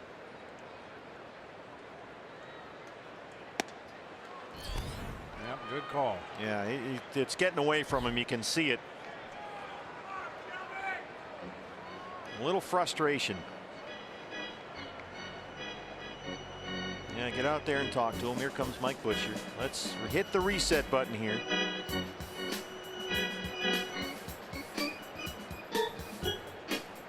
We know from spring training that Torey Lovullo would like his catchers to be more take charge during the course of the ball game, and it was very apparent that Shelby was upset he didn't get the call on that 3-1 pitch to Brandon McCarthy.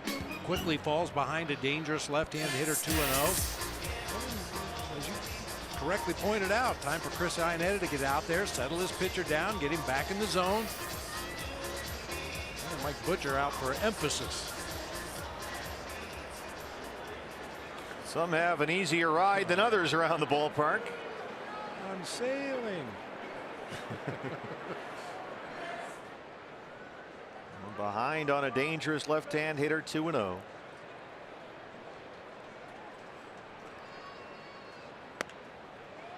Three balls and no strikes. Shelby has walked 4 in the ball game.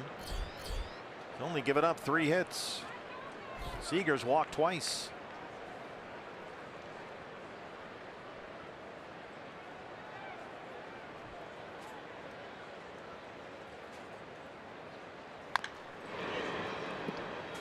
Well, went to the fastball with Peterson sitting on it, and he swung on a 3-0 fastball.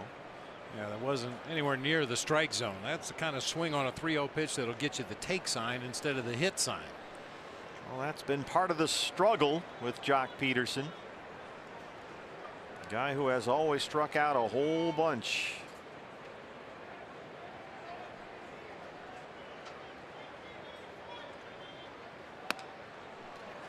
Shelby's got his work cut out for him now. He's walked 5, including the first 2 batters in the 5th. And now Corey Seager's coming up. Mike Butcher on the phone.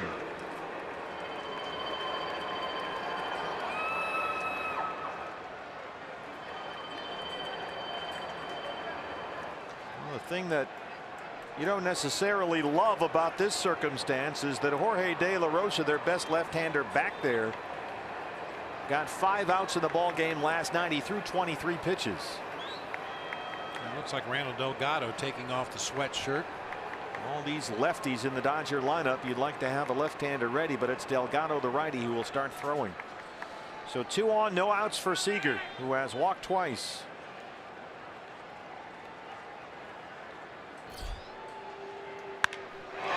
Center field, Jeremy Hazelbaker will watch it bounce off the wall. McCarthy scores, Peterson right behind. They stop him at third. And now the ball rolls away and they give away a run. Chris Woodward, the third base coach, put up a big stop sign at third with nobody out. Peterson put the brakes on, but then the Diamondbacks could not execute the relay, and the Dodgers tie the game. Peterson, being a center fielder himself, got a real good read on this ball right in the middle of the plate at 94, and Seager bangs it off the center field fence. You can see the stop sign right there. Peterson hits the brakes and the ball just trickles back into the infield. Jake Lamb assumed that once Peterson stopped at third, he was going to stay at third. And that ball just rolled harmlessly on the left side of the infield, and Peterson turned it back on and scores. A pair of walks lead off the inning. They've both scored. And now Iannetta wants to talk to Shelby Miller with Justin Turner coming up. There is an error up on the board. An error on Nick Ahmed. 1 RBI for Corey Seager. The second run scored on the E6 by Ahmed, and it's a 2-2 ball game.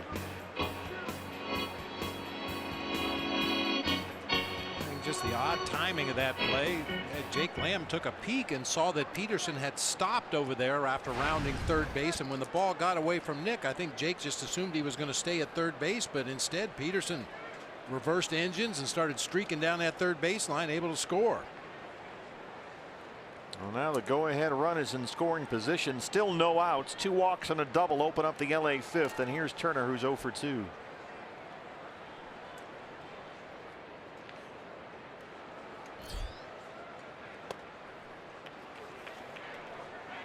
Randall Delgado continues warming up in the D-back bullpen.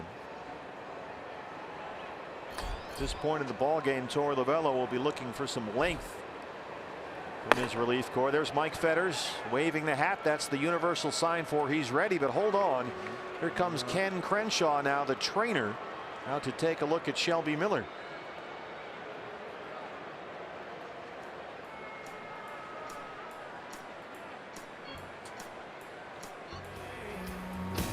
See anything apparent with Shelby Miller out there on the mound injury wise.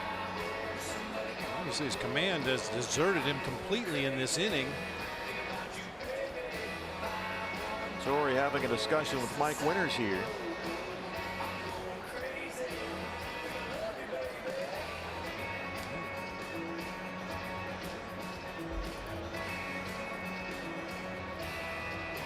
Obviously, Mike Butcher's already made a trip to the mound in this inning, so if this has to be a medical visit. And, if Torey talks any kind of strategy whatsoever with Shelby Miller, Mike Winters will force him to remove Shelby from the ball game.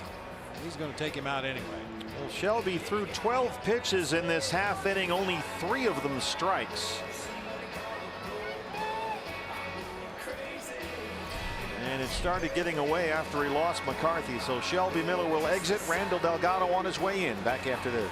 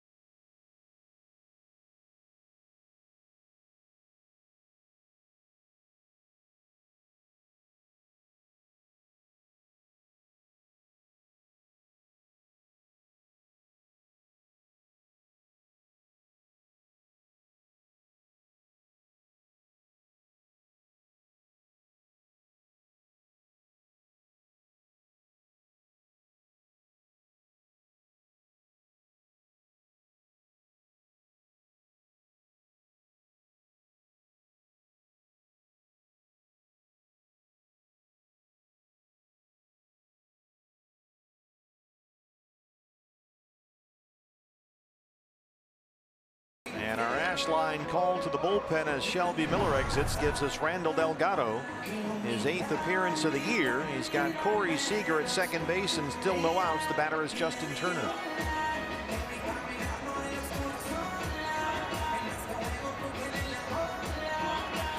Chris Herman has moved into the ball game. He takes over in left field. Daniel Descalso comes out now. And so Herman will bat 9th. Pitcher spot now 6th in the D-backs order.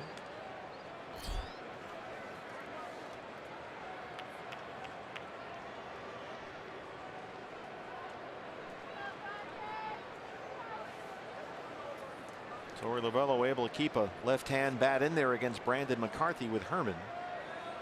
So here's Turner with a 1-0 count. And as soon as we find out what happened with Shelby Miller, we'll let you know.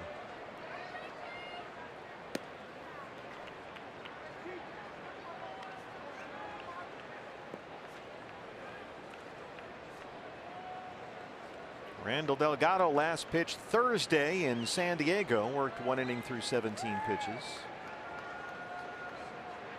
2 runs coming in on the Corey Seager double with the help of a Nick Ahmed error. And now Iannetta and Delgado need to get together.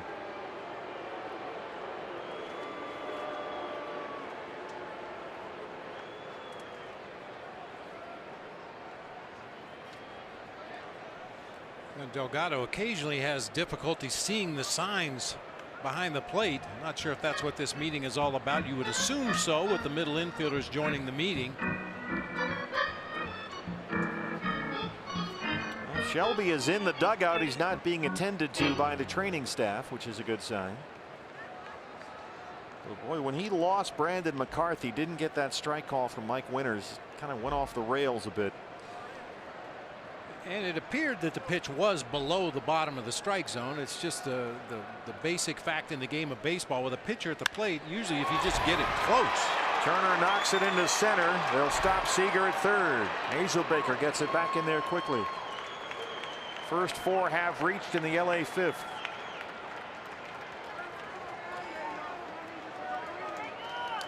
First baseman, Adrian Gonzalez. Shelby in the ball game walked 5, struck out 3. Both the walks in this inning came across to score. Still no outs in the 5th.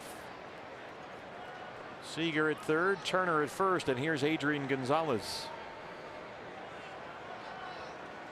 Shelby still responsible for Corey Seager at third base.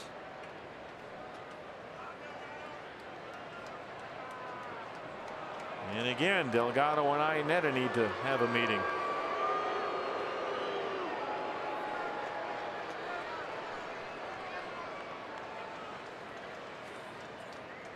Well, Randall's got his work cut out for him here to keep this a 2-2 ball game. Gonzalez has doubled and struck out 1 for 2.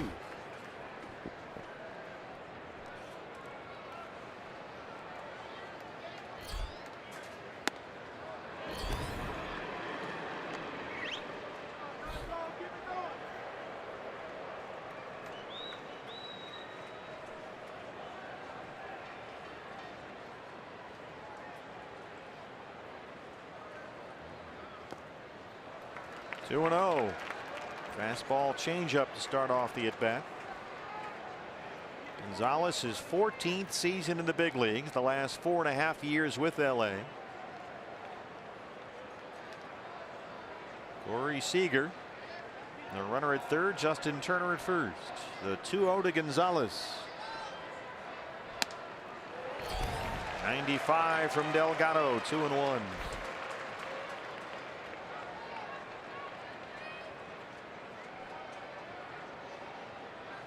I think until he shows me he can catch up to a fastball, I don't know if I would throw anything else to Adrian Gonzalez right now. He has swung right through every mid to upper 90s fastball in this series.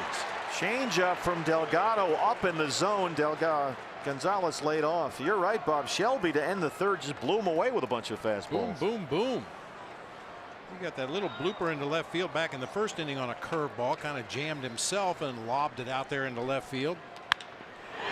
Hits this one in the air to Chris Herman in left field at the track, at the wall, and he can't get it. Seager had to hold up. He'll come in and score. They'll wave Turner as well. Here's the relay. It's cut off, and it's 4-2 Dodgers. It carried over the head of Herman in left, and Gonzalez, his second double today, knocks in 2.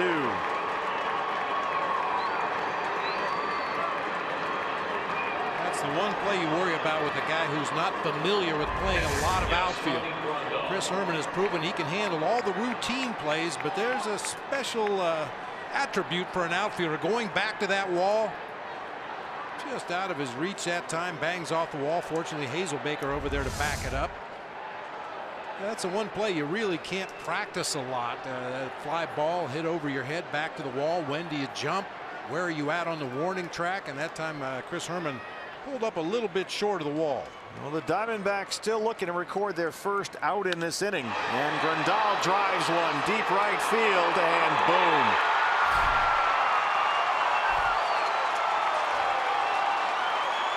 Very quickly, a 6-run LA fifth. 6 batters in this inning. They've all scored.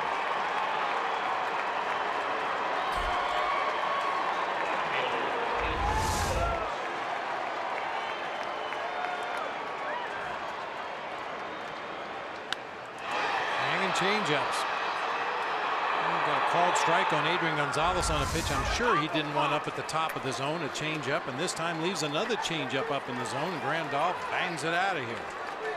Here's Andrew Toles, who has walked and singled today. Now 7 hits for the Dodgers. Diamondbacks have only 3 hits, and all 3 of their hits came in the first inning.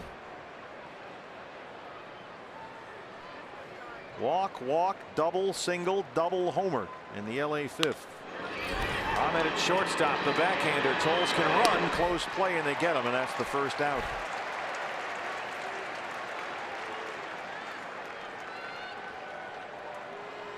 Well, there's the old movie line that escalated quickly. Yeah. Yasiel Puig go for 2.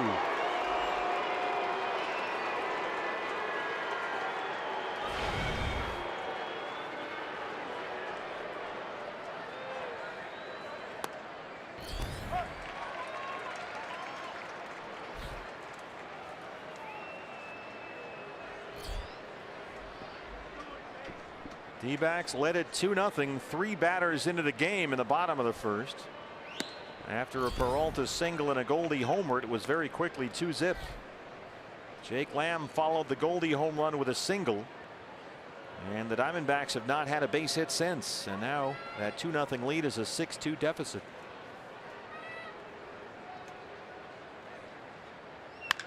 Hard to third for Lamb.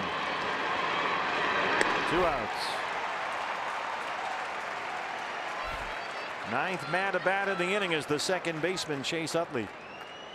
There may be some fans at home thinking, where's Archie Bradley? Well, you know, this is kind of the role that Archie's fallen into this year, pitching out of the bullpen, but he threw 2 innings 2 days ago, getting the victory against the Dodgers in game 1 of this series, so maybe not quite back in the saddle yet. Yeah, threw 32 pitches in that outing. Utley 0 for 2 and 1 for 26 on the year.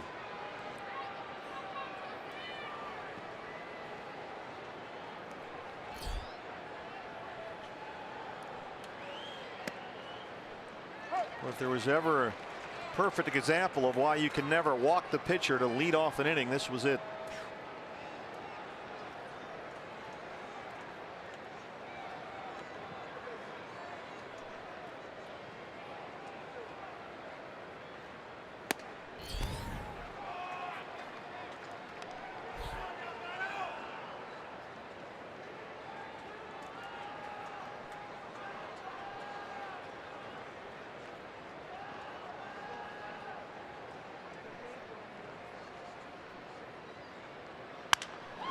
Slaps it away from the shift. Lamb. Well, the first 6 Dodger batters in the inning all score. They lead it 6-2.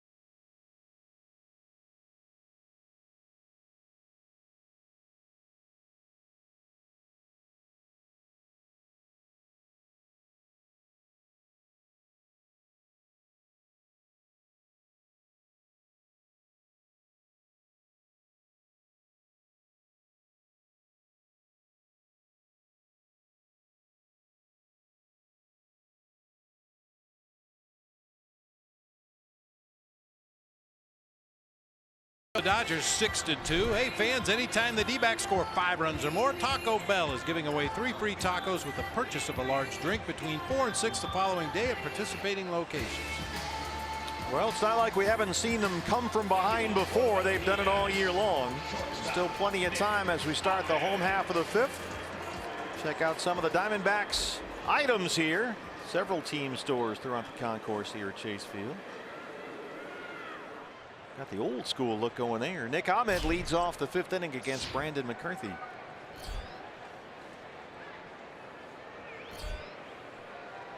Chris Herman, who checked into the ball game in left field, will be the on deck hitter. Then Jeremy Hazelbaker.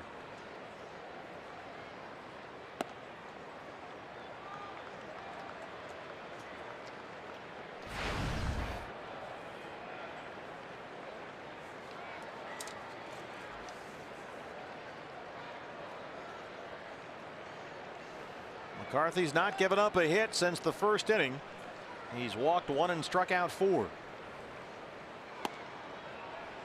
1-1.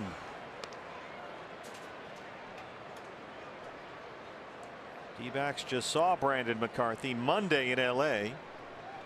Gave up 2 runs on 5 hits in 5 innings and had 8 strikeouts in that game. Ahead of Ahmed 1-2. And McCarthy's a strike thrower in the strike zone a lot. 67 pitches today. 48 for strikes. In all 3 of his starts this year, McCarthy's thrown a very high percentage of strikes.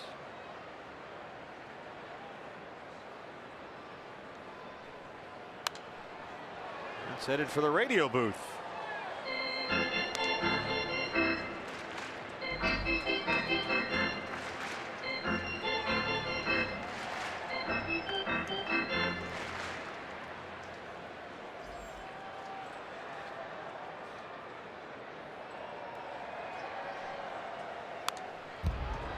Strike desperation swing there by Nick Ahmed. Just throw the bat at the ball and stay alive.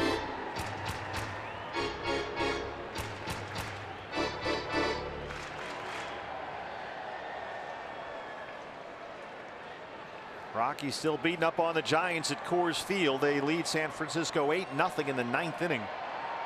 Padres hosting the Marlins. They're up 3-0 in the 5th at Petco Park. Ahmed hits it right to Utley at second.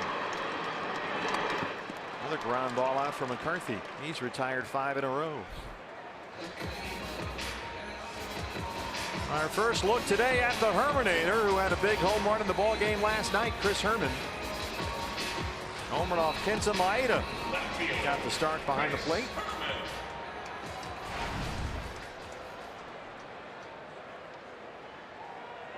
.174 on the year.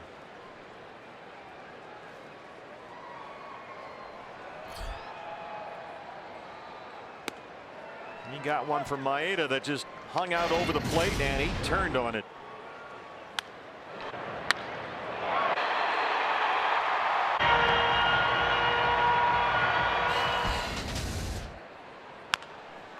Turner at third. Barehands it. Long throw. And Herman's aboard. Turner might have been best served to just eat that one, but Herman's got a 1-out single.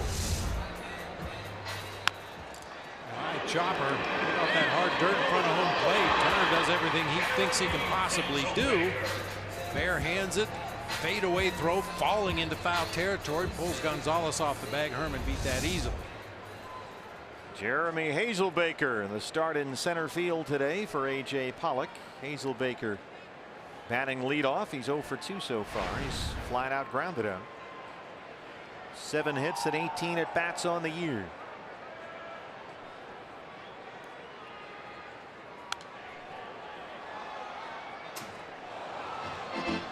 Brandon McCarthy's done a good job mixing up his pitches, but it's been pretty much fastball, curveball. Well, the difference is he's thrown his off-speed pitches for strikes in this game. 16 of his 19 curveballs have been for strikes, and 9 of his 13 cutters have been for strikes. How much more effective does that make his fastball when he's throwing those breaking pitches for strikes? Utley's there, and Herman's doubled off. A one-out single, and McCarthy quickly gets out of it through 5. Diamondbacks trail the Dodgers 6-2.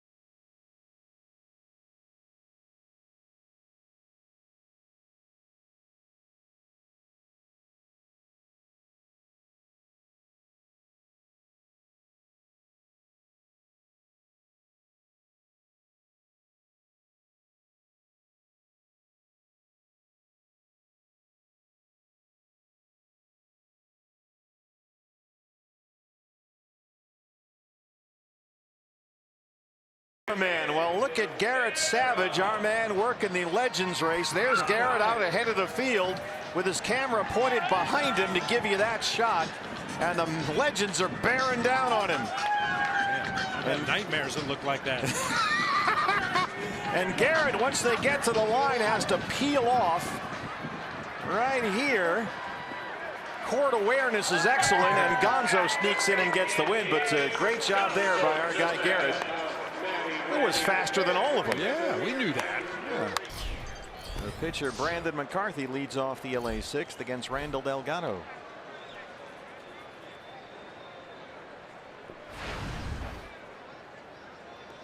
McCarthy's walk started off that 6-run LA 5th. Shelby Miller walked the first 2 batters he faced, then gave up a double to Corey Seager and had to come out of the ball game when Ken Crenshaw, the trainer, went out to check on him. We're still not sure what was wrong with Shelby, but didn't appear to be in any discomfort. Well, hopefully nothing serious. And then Delgado, it went single, double, homer. He got 3 ground ball outs to end the inning, and now here's Peterson with 1 out in the 6th. Here's a look at the defensive alignment. Peterson has doubled, walked, scored a run, 1 for 2.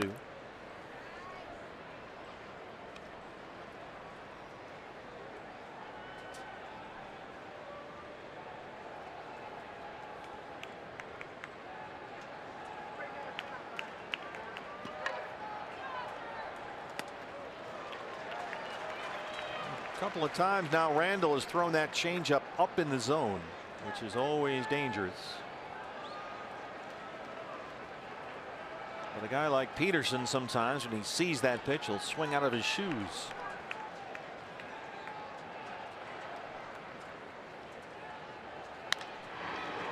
Goldie dives, can't get it. The shift is on, and Delgado does a nice job hustling over there to take the throw from Nick Ahmed. That's your standard 6-1 ground ball out. Nicely executed. Obviously, that's a play you don't get to practice a whole lot. The shortstop throwing from shallow right field with the pitcher on a dead run to cover the bag, but perfectly timed for the out at first base. Really accurate throw there by Nick. That's a tricky play from deep in the outfield grass. Well, there's Corey Seager, who, as usual, has had a big day. 2 walks and an RBI double. He's also scored a run.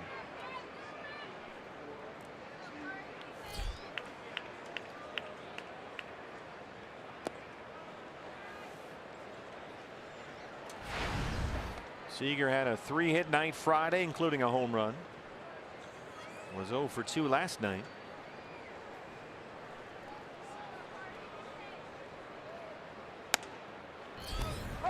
Here's a fastball from Randall. It's 1-1.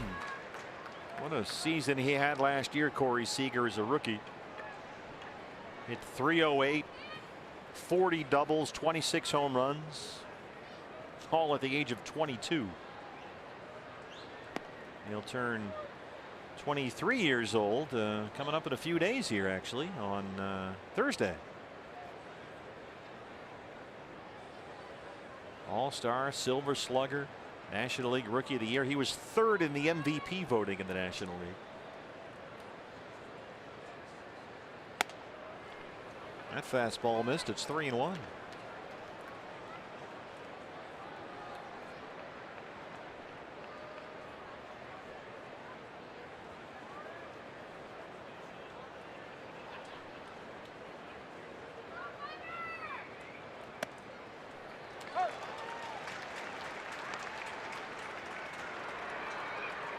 Brandon McCarthy, a 6-2 lead. He has walked 1 so far, struck out 4, and given up just 4 hits. Full count on Seager, 3-2. That's by Ahmed. He carves it the other way. Seager aboard for the 4th time today.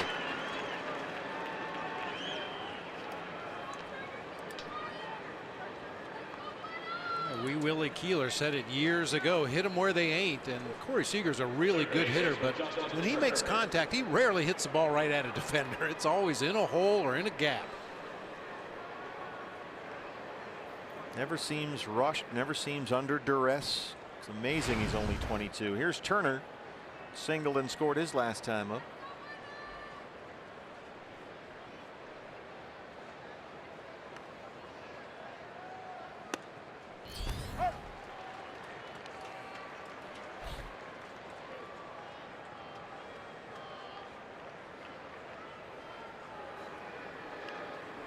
Big Poppy in the house.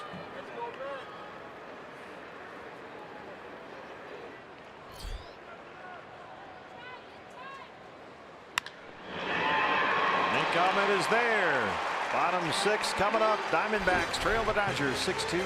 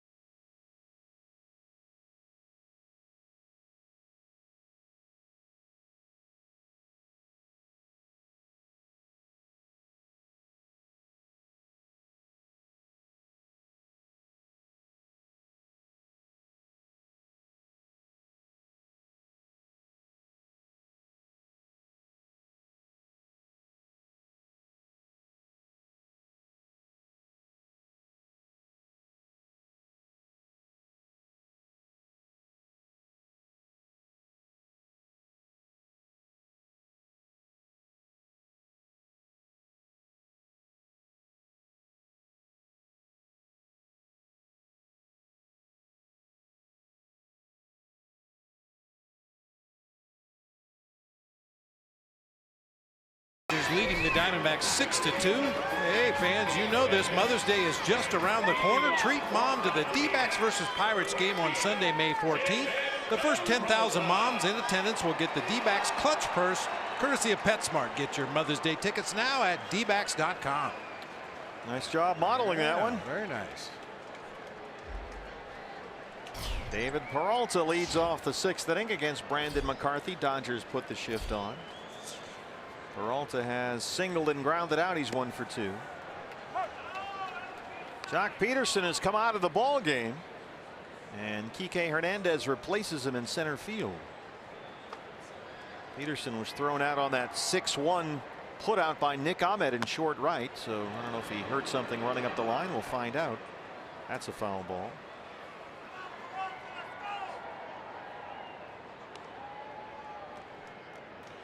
Well, the Diamondbacks need to make Brandon McCarthy work here. They did a good job in that first inning.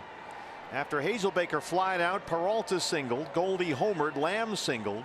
Since then, they have only one hit. And you can see he's thrown a total of just 47 pitches in the last 4 innings after a 27 pitch first.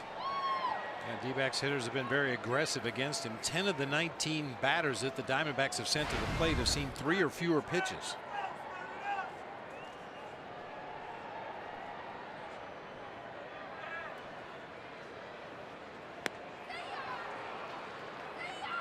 Peralta strikes out. 5 strikeouts for McCarthy. 1 down in the 6th. First baseman, Paul Goldschmidt. Here's Goldie, who has homered and walked.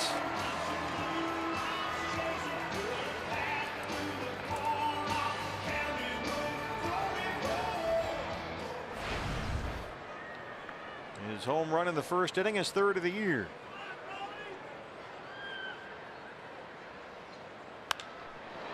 First pitch swinging, pops it up, shallow center. Kike Hernandez coming in. Puig's out there as well. And Hernandez almost overran that one. 2 down.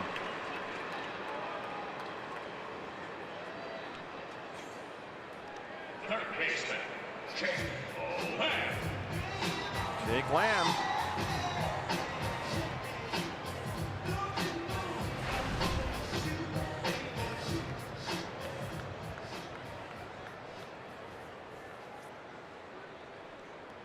Jake's single in the first inning extended his hitting streak to 7 games.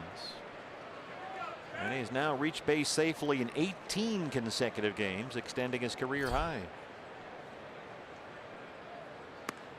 Here's something for you. Jake has now started 19 games this year. He's hit safely in 17 of them.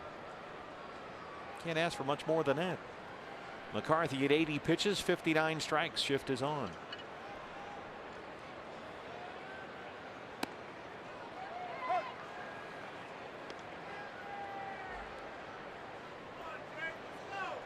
Jake Lamb, that defensive shift against him, he sees it nearly half the time he's up there, at least since the All-Star break last year. Nothing new for him, and he hits it right through it. Jake Lamb, a 2-out single. Hernandez slow to pick it up out there. Jake 2 for 3. Out of more than 200 major league hitters, that actually places Jake Lamb in the top 20 in terms of the number of times the shift is utilized against him, so he sees it an awful lot. A 2-out base runner for Brandon Drury, who's 0 for 2. Especially against right-handed pitching. Occasionally against a tough lefty, a team will straighten up defensively for Jake Lamb, but against a right-handed pitcher, everybody plays that pull shift.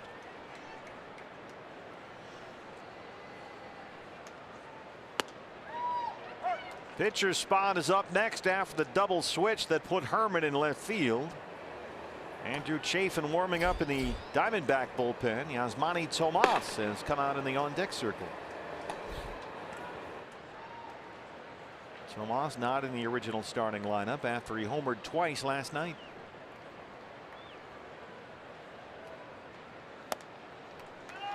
Whoa, where was that one? I said earlier, Mike Winters calls a very tight strike zone. That has not been the case either way in the last 2 innings. That strike zone has suddenly gotten considerably wider. It's a good take by Brandon off the plate just a bit, but it's 0-2.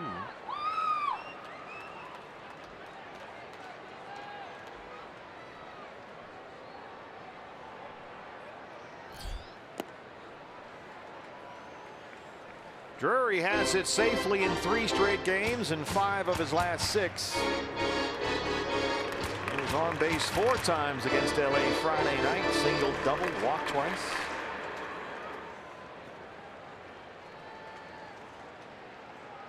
D-backs need some base runners, down 4.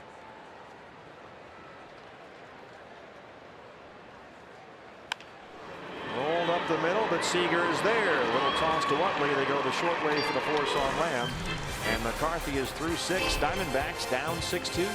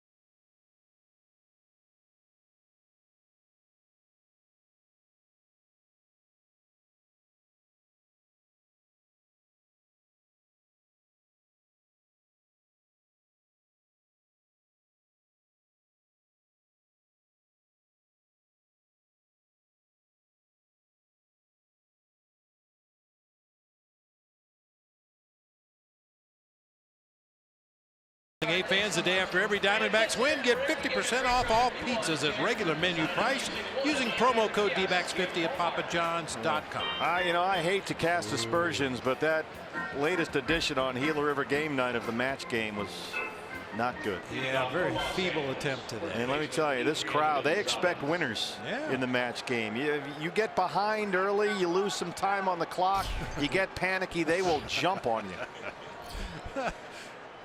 Adrian Gonzalez leads off the 7th. Randall Delgado still in there. Yeah, that match game has been a great addition to the Gila River game nights. Fans really get into it. It's exciting, and everybody helps. You got 30,000 people helping you. 2-7. 3-9. Jake Lamb at third. He's been busy down there.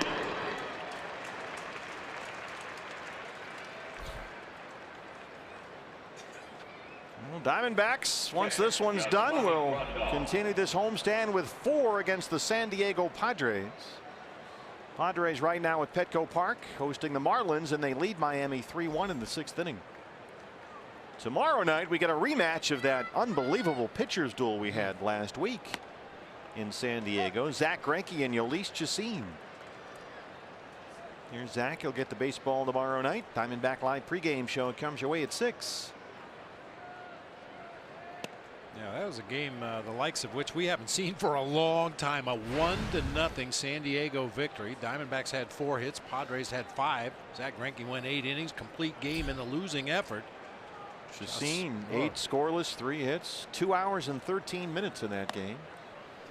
And of course Eric Aybar hit that home run on a 3-2 pitch in the 8th inning for the only run of the game. Padres won it 1-0. So a round 2 coming up here tomorrow night, fans. That should be fun. Yeah, and not that we're still bitter or anything. No, but not us. The curveball before the home run should have been strike 3. It was a perfect pitch. Grandal hits a high chopper. Drury comes in from the outfield grass and throws it out. Nice play by Brandon. 2 down in the 7th. So you've got Greinke and Chacin tomorrow night. And then Tuesday, another rematch. Patrick Corbin and Clayton Richard. Here's Patrick. He pitched an outstanding ball game at San Diego. 6 innings, gave up only 5 hits. But the D-backs had some offensive problems against Clayton Richard, who was terrific. And lost that one 4-1. Here's Andrew Toles. And then after that, as you can see, CenturyLink, what's next? Taijuan Walker and Trevor Cahill, former Diamondback great. And Jared Weaver gets the baseball Thursday against Robbie Ray.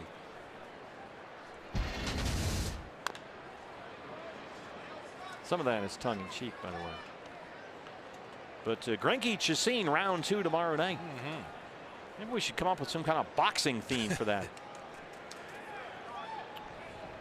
I know our producer Brad the Big Dog Weimer will be here early for that game, preparing, going over his notes as he always does, working diligently. I know he can't wait for that 4-game series. He's had that one circled on his calendar for a while.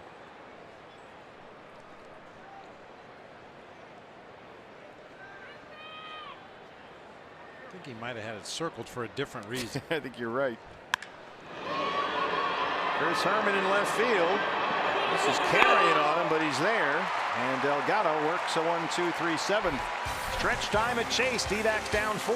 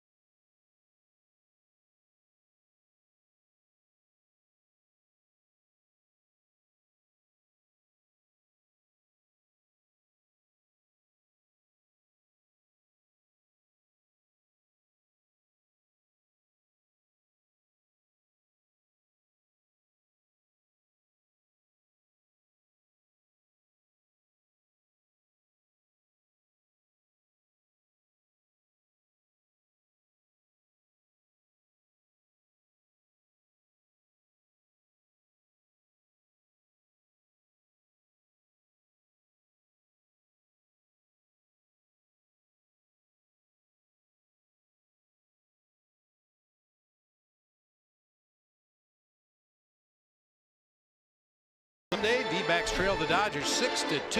Hey fans, every Sunday is Kids Sunday at Chase Field. After the game, all kids can run the bases for Phoenix Children's Hospital, and during every game, kids of all ages can enjoy the Sandlot, a family-friendly destination up in the upper concourse. There's a toddler playground, a wiffle ball field, and even a batting cage for the bigger kids. See all the great promotions for kids at dbacks.com/kids. And what a weekend it's been here for D-backs fans at Chase Field. Our 3-day attendance mark for this series against the Dodgers. Better than 92,000 in here. Another big crowd today, just under 30,000, and the Diamondback fans have really enjoyed at least the first 2 games of this series, and still a chance to come back and complete a 3-game sweep of the dreaded Dodgers. But it's a great job by D-backs fans here as we kick off this long 10-game homestand. 92,016 for the 3 games here against LA. Nicely done, fans. I know the players really appreciate that. There was an energy in this ballpark the last couple of nights, the likes of which we haven't seen in a long time. It's been a lot of fun in here. Great atmosphere. The fans have been into it, chanting and cheering. Some big moments for D-backs fans, and hopefully another one on the way in these final 3 innings. Yasmani Tomas will bat for the pitcher Delgado to lead off the 7th. Brandon McCarthy back out there at 86 pitches. Dodger bullpen quiet right now. Yasmani 295 and 4 homers coming off that 2-home-run game last night.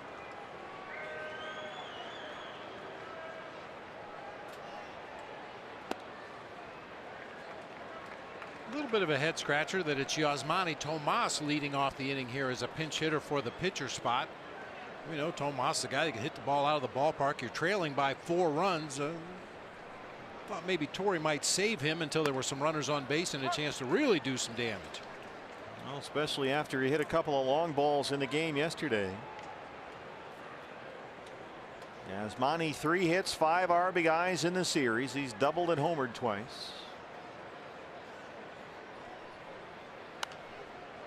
See if Brandon McCarthy throws him a curveball. Tomas has been doing much of his damage this year on hanging breaking balls. In fact, versus right-hand pitchers, no hitter in baseball has a higher OPS versus curveballs and sliders than Yasmani Tomas. So with McCarthy ahead 1-2. Let's see if he can hang a curveball here. Fastball up. And he chased it for the strikeout. 6 strikeouts for McCarthy.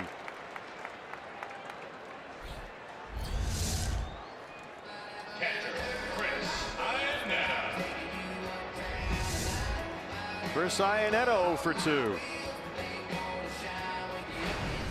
The only word we have at this point on Shelby Miller, we're getting an update right now. He's currently being evaluated. Looks like a right groin injury for Shelby Miller. Oh, that's Jock Peterson, pardon me.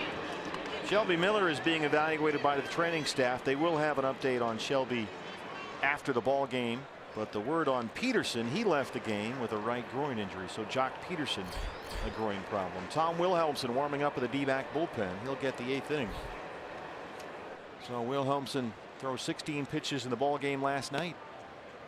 1-1 on Iannetta.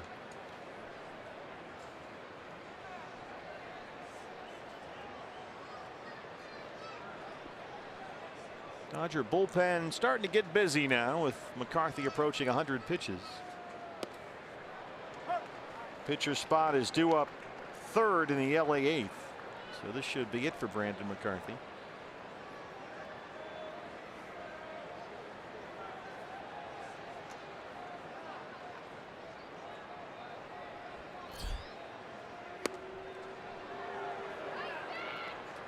Two and two.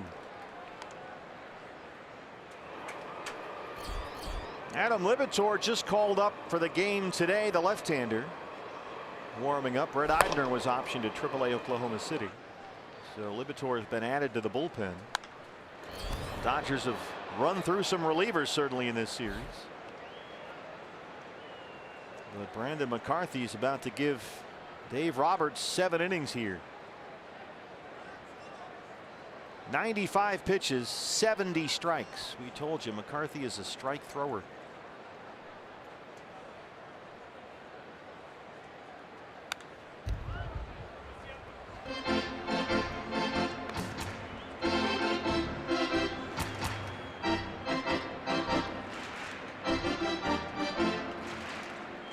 Chris trying to keep his 6-game hit streak alive. Nick Ahmed on deck.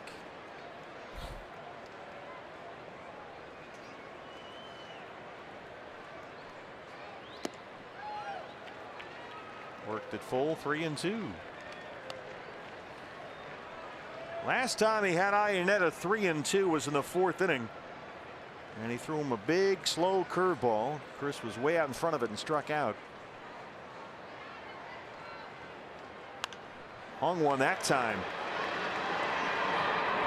Foul ground, Grandal near the railing, and he's got it.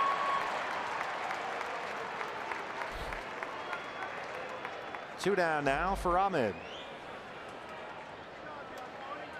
Nick has struck out, grounded out 0 for 2.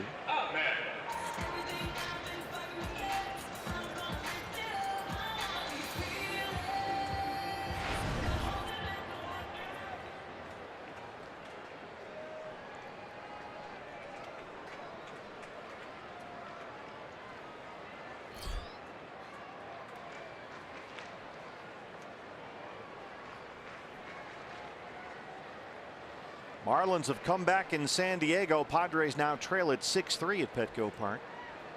They're in the 6th inning. Padres will be in here tomorrow night.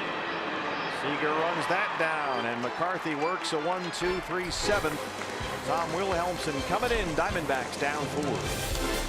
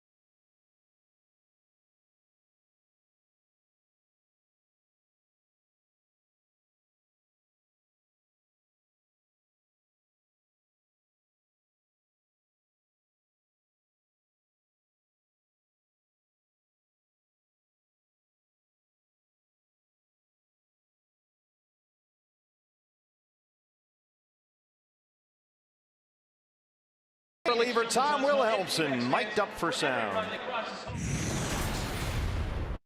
Heyo, Tom from Tucson here. It's dry 97 degrees outside here, Phoenix, Arizona. There's guys in this team that have literally hundreds of pairs of shoes. Yeah. You know?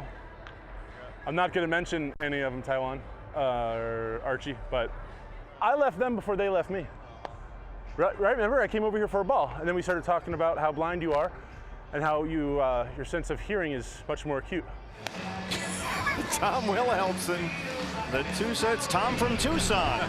He's answered the Ashline call to the bullpen, his 9th appearance this year. Wilhelmsen worked in the ball game last night through 16 pitches, and here he is to start the 8th inning. Yasiel Puig leads it off.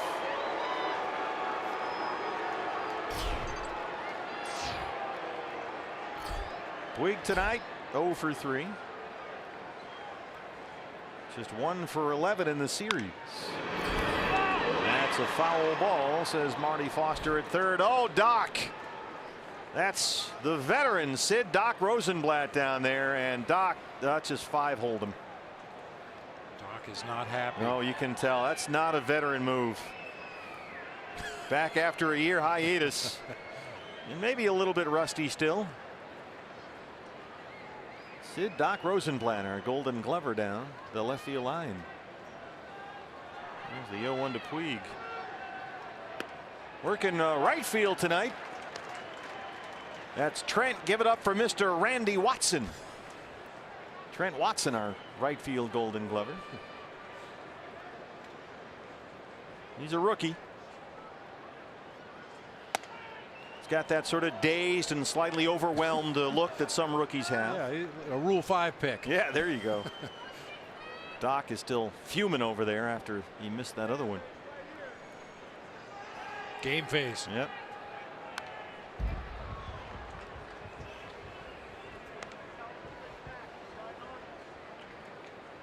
D-backs have been out hit 8-5. They trail it 6-2. Dodgers got all 6 of their runs in the 5th inning.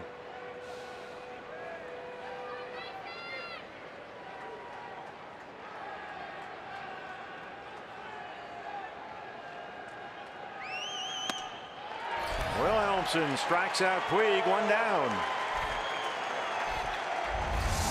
Puig looked like he wanted to break that bat over his knee as he headed back to that first base dugout, but catches himself. Boy, Puig is really in a free fall now. It's just 3 for his last 28. And with 1 out, here's Chase Utley, who's 0 for 3. Utley still trying to get started this year. 1 for 27. Now at the age of 38, Chase Utley. Utley, his 1 hit this year was a single in the first series of the season. That was against the Padres in LA back on April 6th. And so since then he's gone 0 for 20.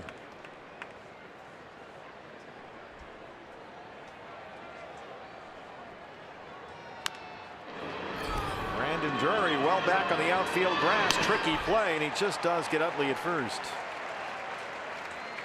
Brandon's had to make that play several times today. And that second base position, one of the luxuries you have playing a normal second base position is you can really get a good grip on the ball, make a strong, accurate throw because it's such a short throw. But when you're playing that shift and you're out there in shallow right field, occasionally you're going to have to charge it and unload quickly like Brandon did right there. Well, Brandon McCarthy's spot is up, and Scott Van Slyke will take the at bat. Van Slyke 4 for 25 this year. 1 for 5 in this series. He singled and struck out twice in his start at first base last night. Check swing, excuse me, roller. Wilhelmsen serves it up. Tricky play. Goldie's there. And the bartender throws a 1-2-3 8th inning. Diamondbacks coming up down 4.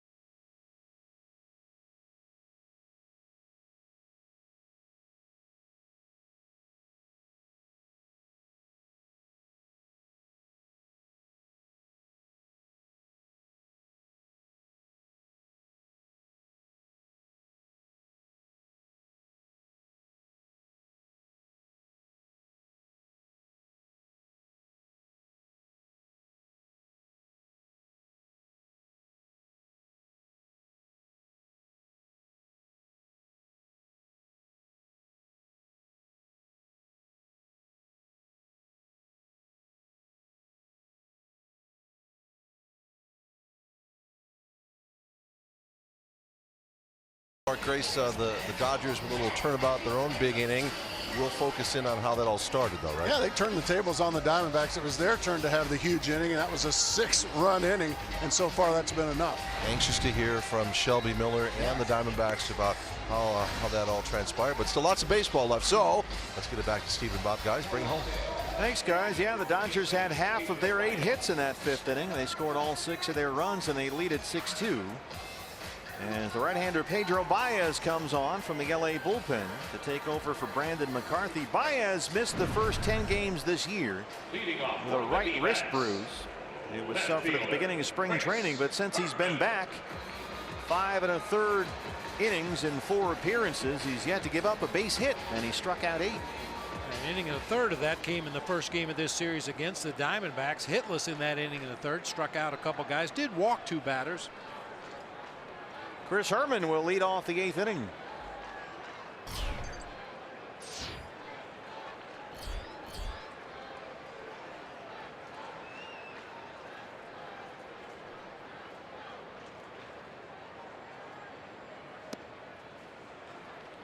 Been quite a series for the Dodger bullpen. First 16 games of the year, they were one of the best units in the league, but the last 2, they've been roughed up to just about a 13 ERA.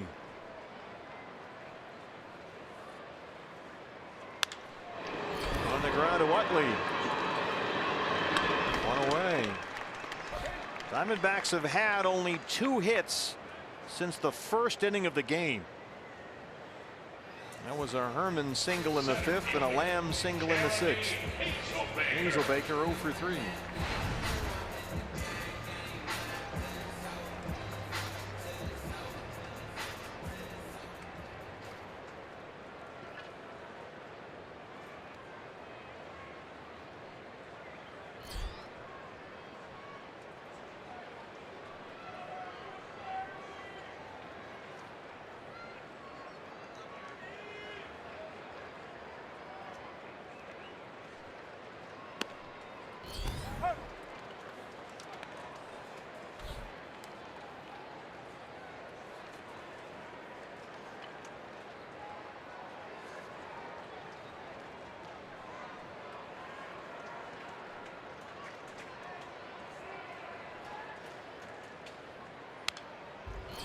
Oh, 0-2.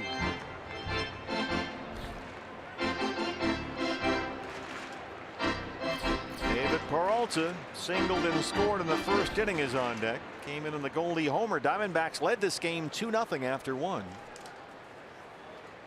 But then the Dodgers got that 6-run 5th when Shelby Miller had to leave the ball game. And we'll get an update on Shelby's condition, as Gracie and Todd mentioned, on our Diamondback Live postgame show. Did not appear to be in any pain or discomfort and remained in the dugout until the inning was over, which is a good sign.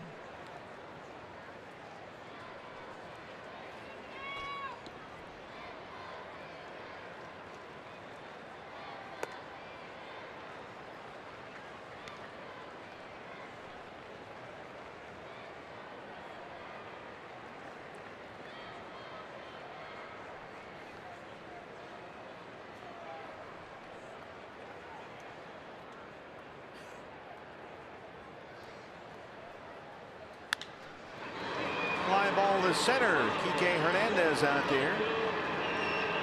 Jock Peterson had to leave the ball game with a groin injury, so Hernandez has come on in center field, and that's 2 outs in the 8th. Right fielder, David Peralta.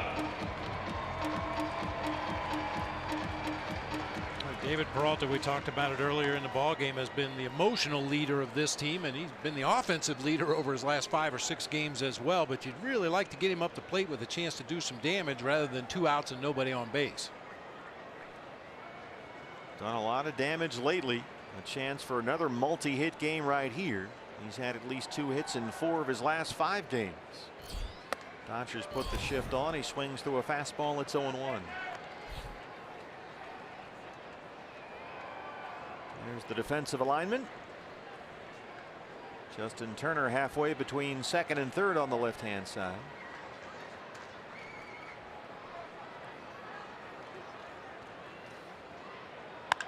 And Peralta dunks one over his head. David Peralta, his 8th multi-hit game this year.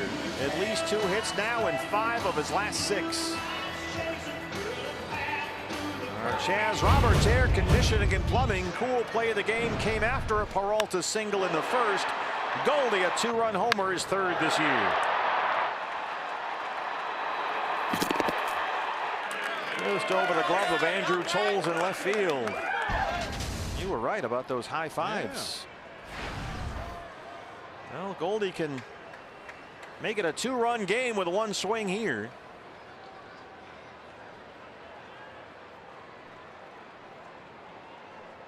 He's got 4 hits and 6 RBIs in the series. He's also walked 3 times. And he takes ball 1.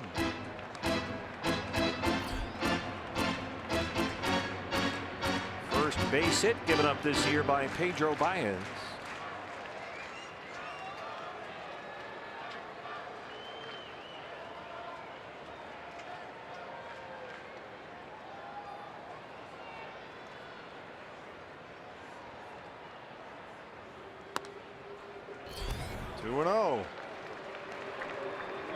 A.J. Pollock, the day off, but I guess he's trying to hint that he's ready to go. Yeah.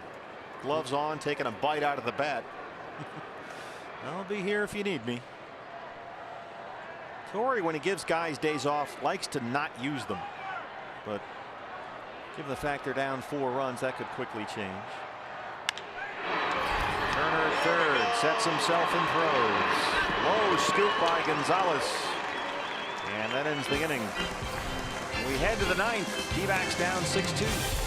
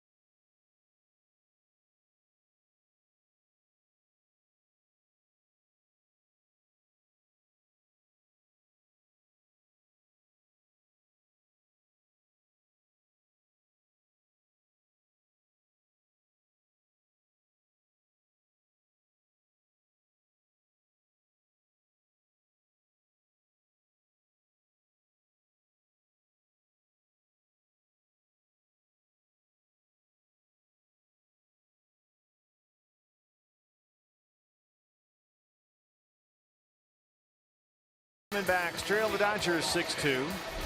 Tom Wilhelmsen out there for his 2nd inning of work.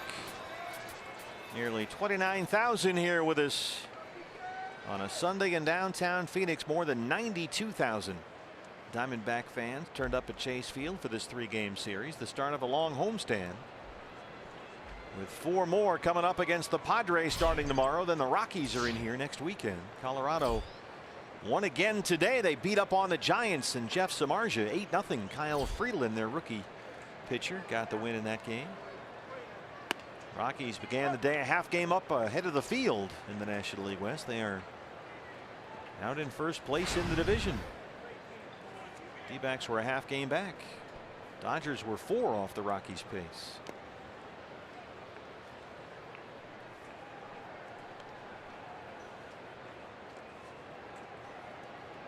Padres still losing at home against Miami. Marlins lead at 6-3. They're in the 7th. Diamondbacks play the first of 4 against San Diego tomorrow. Zach Greinke and Jhoulys Chacin.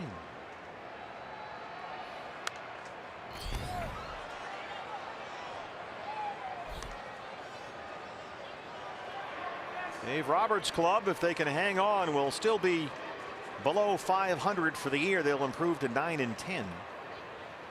And after this game, Dodgers go to San Francisco, a 4-game set against the Giants, who are reeling right now. That starts tomorrow night. Hernandez drops one in front of Peralta in right field, the leadoff single. Giants had a rough weekend in Colorado. Matt Moore got knocked around yesterday, and Jeff Samardzija today. They're already without Mad Bum 6 to 8 weeks after that dirt bike accident. Well, you can always enjoy a churro dog here at the ballpark, even if you're a Dodger fan. Corey Seager, 2 walks, a double and a single. Hernandez will move up. That one almost got Seager.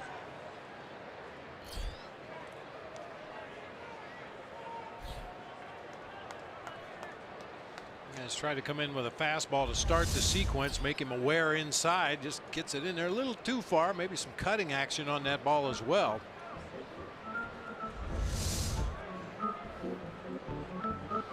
Diamondbacks are in a stretch of 17 games in a row without an off day.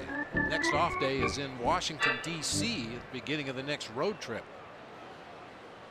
Kind of unusual to see that kind of a stretch early in the season. We did have an off day on the first homestand, also had an off day in L.A. on the last road trip, but won't have the next one until we go to D.C. D-backs 24 of their first 27 games in the National League West.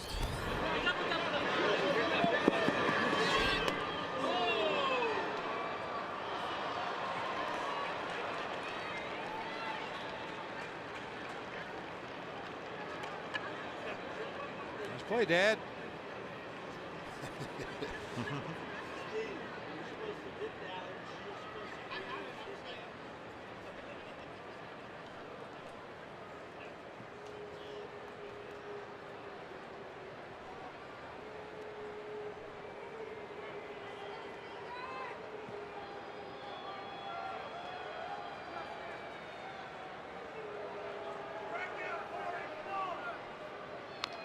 Well, the Dodgers are on a similar stretch.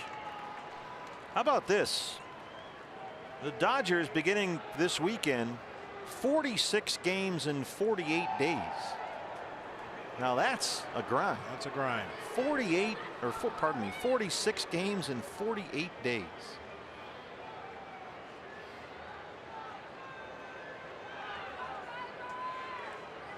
One and two on Seager. How about this? After the next road trip, when the D-backs go to Washington, D.C. for 3 and then Colorado for 3, they will have played all the National League West teams, both home and away. Just 1 week into May. Then we'll start seeing some American League Central teams. Tigers will come in here. We'll see the White Sox start playing teams from the National League East and Central as well.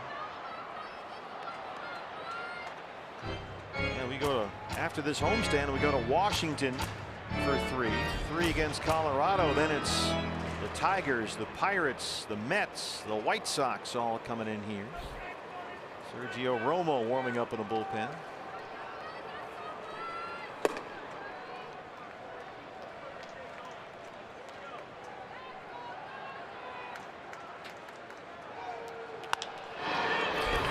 First, backhand stop, spins and throws. Wilhelmsen covers. Hernandez in at third. It's amazing how smooth and easy Goldie makes that play look. When he has to get down there on the ground, make the backhand stop, spin around, and then fire a strike to the pitcher covering the bag. And he's just so fluid when he does it. Watch how easy he makes this look. And we know most of the time he likes to just outrun the guy to the base, but that time Tom Williamson's right over there by the bag. Nice easy underhanded toss leads him right to the base. Now the infield will come in with Hernandez at third, 1 out for Turner, who singled and scored in that 6-run LA fifth. Fastball up and in. Turner's been hit by a lot of pitches lately. He's been plunked a whole bunch of times.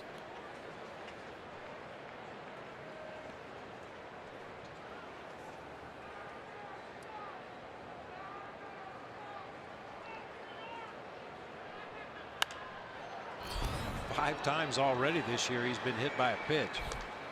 Some of that is because of his approach. He's got that big leg kick. He really dives into home plate, assuming that most pitchers are going to work him on the outer half of the plate. And when you happen to come inside, especially off the plate inside, the way Tom did right there, you run the risk of running right into one.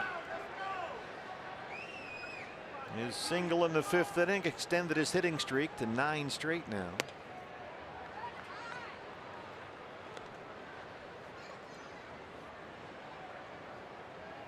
Justin Turner just got a big contract in the offseason, 4 years, $64 million to stay in LA. Adrian Gonzalez on deck. 2-2. D-backs in the 9th inning. We'll have Jake Lamb, Brandon Drury in the pitcher's spot due up 4, 5, and 6. Jake has got 2 singles today. He's 2 for 3. Brandon 0 for 3 so far.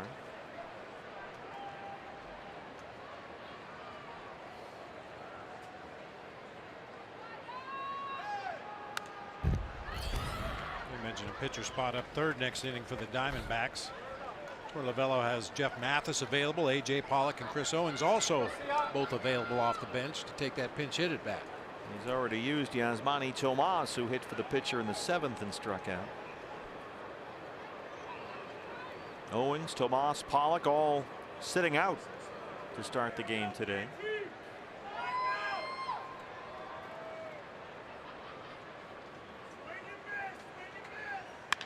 Right to Nick Ahmed at shortstop. And a double off Fernandez to win the inning. Jake Lamb will lead it off. Bottom 9 coming up. Diamondbacks need 4.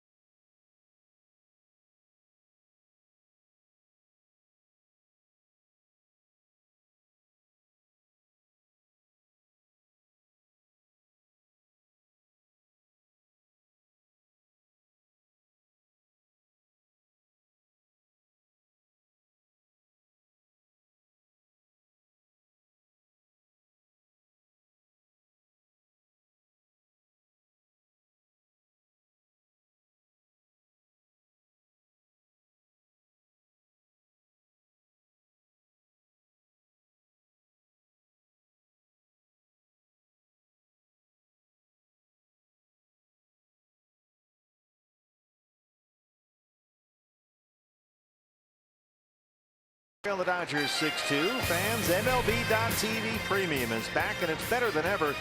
You can watch every out-of-market regular season game live on over 400 supported devices. Plus, you'll get a free subscription to At Bat Premium, the #1 app for live baseball. Blackout and other restrictions apply, so check MLB.TV for details.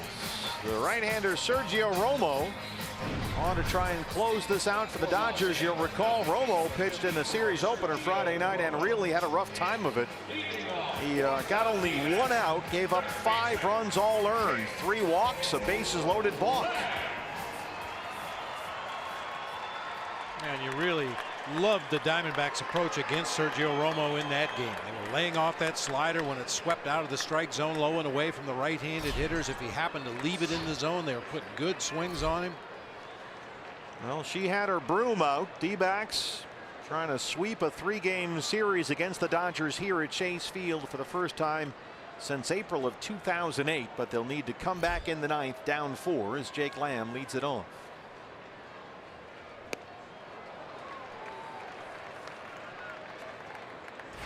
Saw the defensive alignment against him. The shift is on. Jake has singled twice. So he's now got a 7-game hitting streak.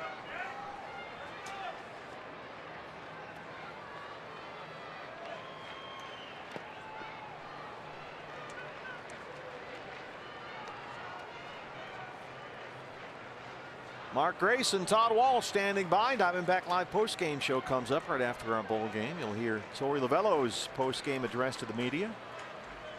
And we'll get some word on the condition of Shelby Miller, who left the ball game in that 5th inning. Jake Lamb lifts one in the air. Right center. Get out, ball.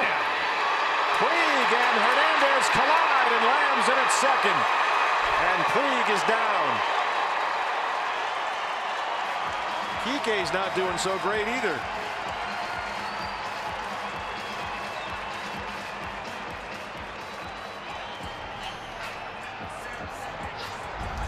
That ball was really dying as it gets out there. Puig goes into a sliding attempt. Looked like he had the ball in his glove momentarily, but then collided with Hernandez and the ball popped out. Yeah, Puig made a nice play on that ball, but Kike comes away limping in center field. And a good start for the Diamondbacks. A double for Lamb. He's 3 for 4. Drury 0 for 3.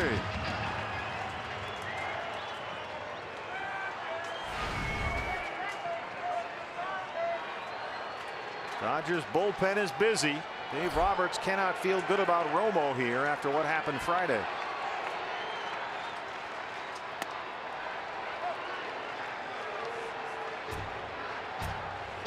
Pitcher spot due up next, and Chris Owings is in the on-deck circle. The closer, Kenley Jansen, gets it cranked up.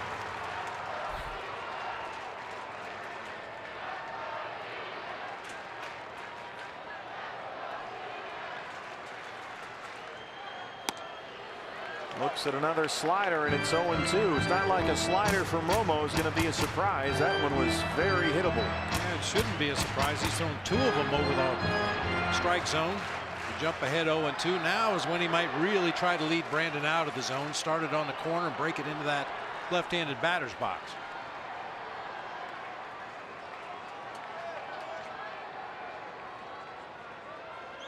Like that.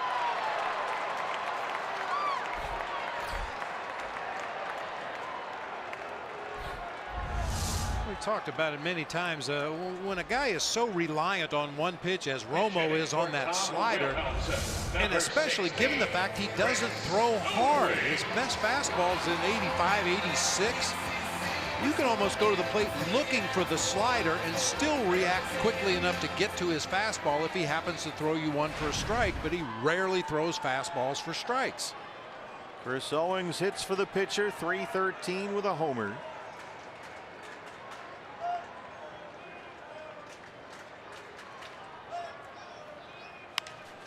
Owings gets one in the air, pretty deep left field, but room for Toles.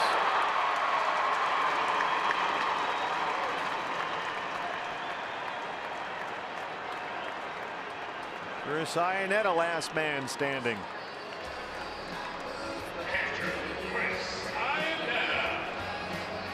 Chris 0 for 3. He'll try to extend his 6-game hitting streak. A reminder, Mark Grace and Todd Walsh standing by. Diamondback Live postgame show comes up as soon as this one's over.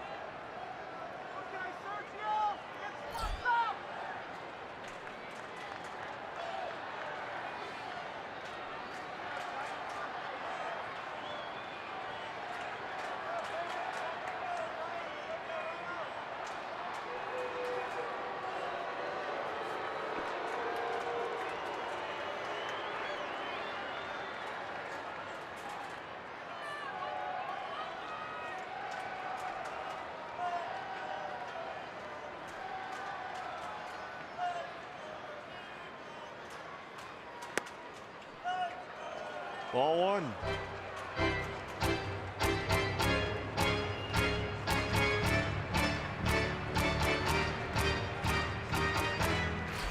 Nick Ahmed would be next.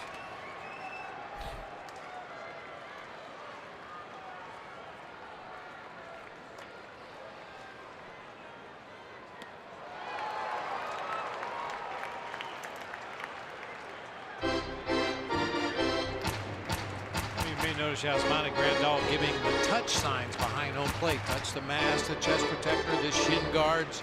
We've seen a couple of Dodger relievers go to this touch system, and I think Romo, in the first game of this series, they were just hanging fingers, like normal.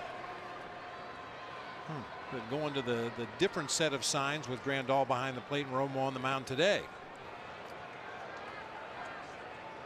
When you have an outing like Romo had the other night, especially against a team that you dominated in your career, you start wondering, did they pick something up? Are they stealing my signs? Well, just in case, let's use a different set of signs. Yeah, it was a rough night for Romo Friday. Gave up 5 runs and recorded only 1 out.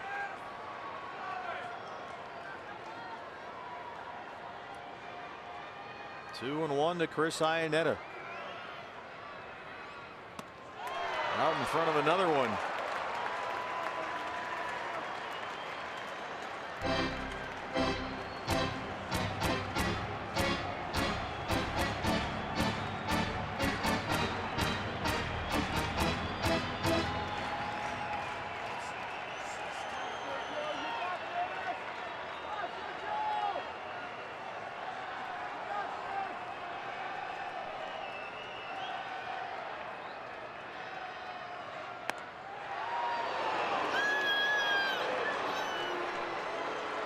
Full count.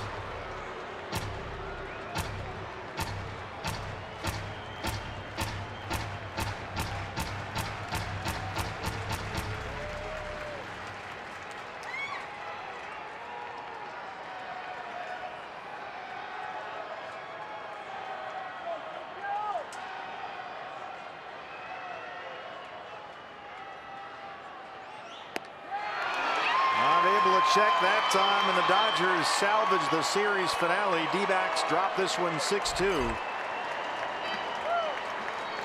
And they can't get the sweep, but a very successful start to this long homestand. Yeah, the primary concern right now is the health of Shelby Miller, and what was it that took him out of this ball game. Tough to sweep a 3-game series, especially against a team as loaded with talent as the Los Angeles Dodgers, but the Diamondbacks have every reason to be proud in this 3-game series. Well, Todd Walsh standing by with Gracie for a full report. Todd.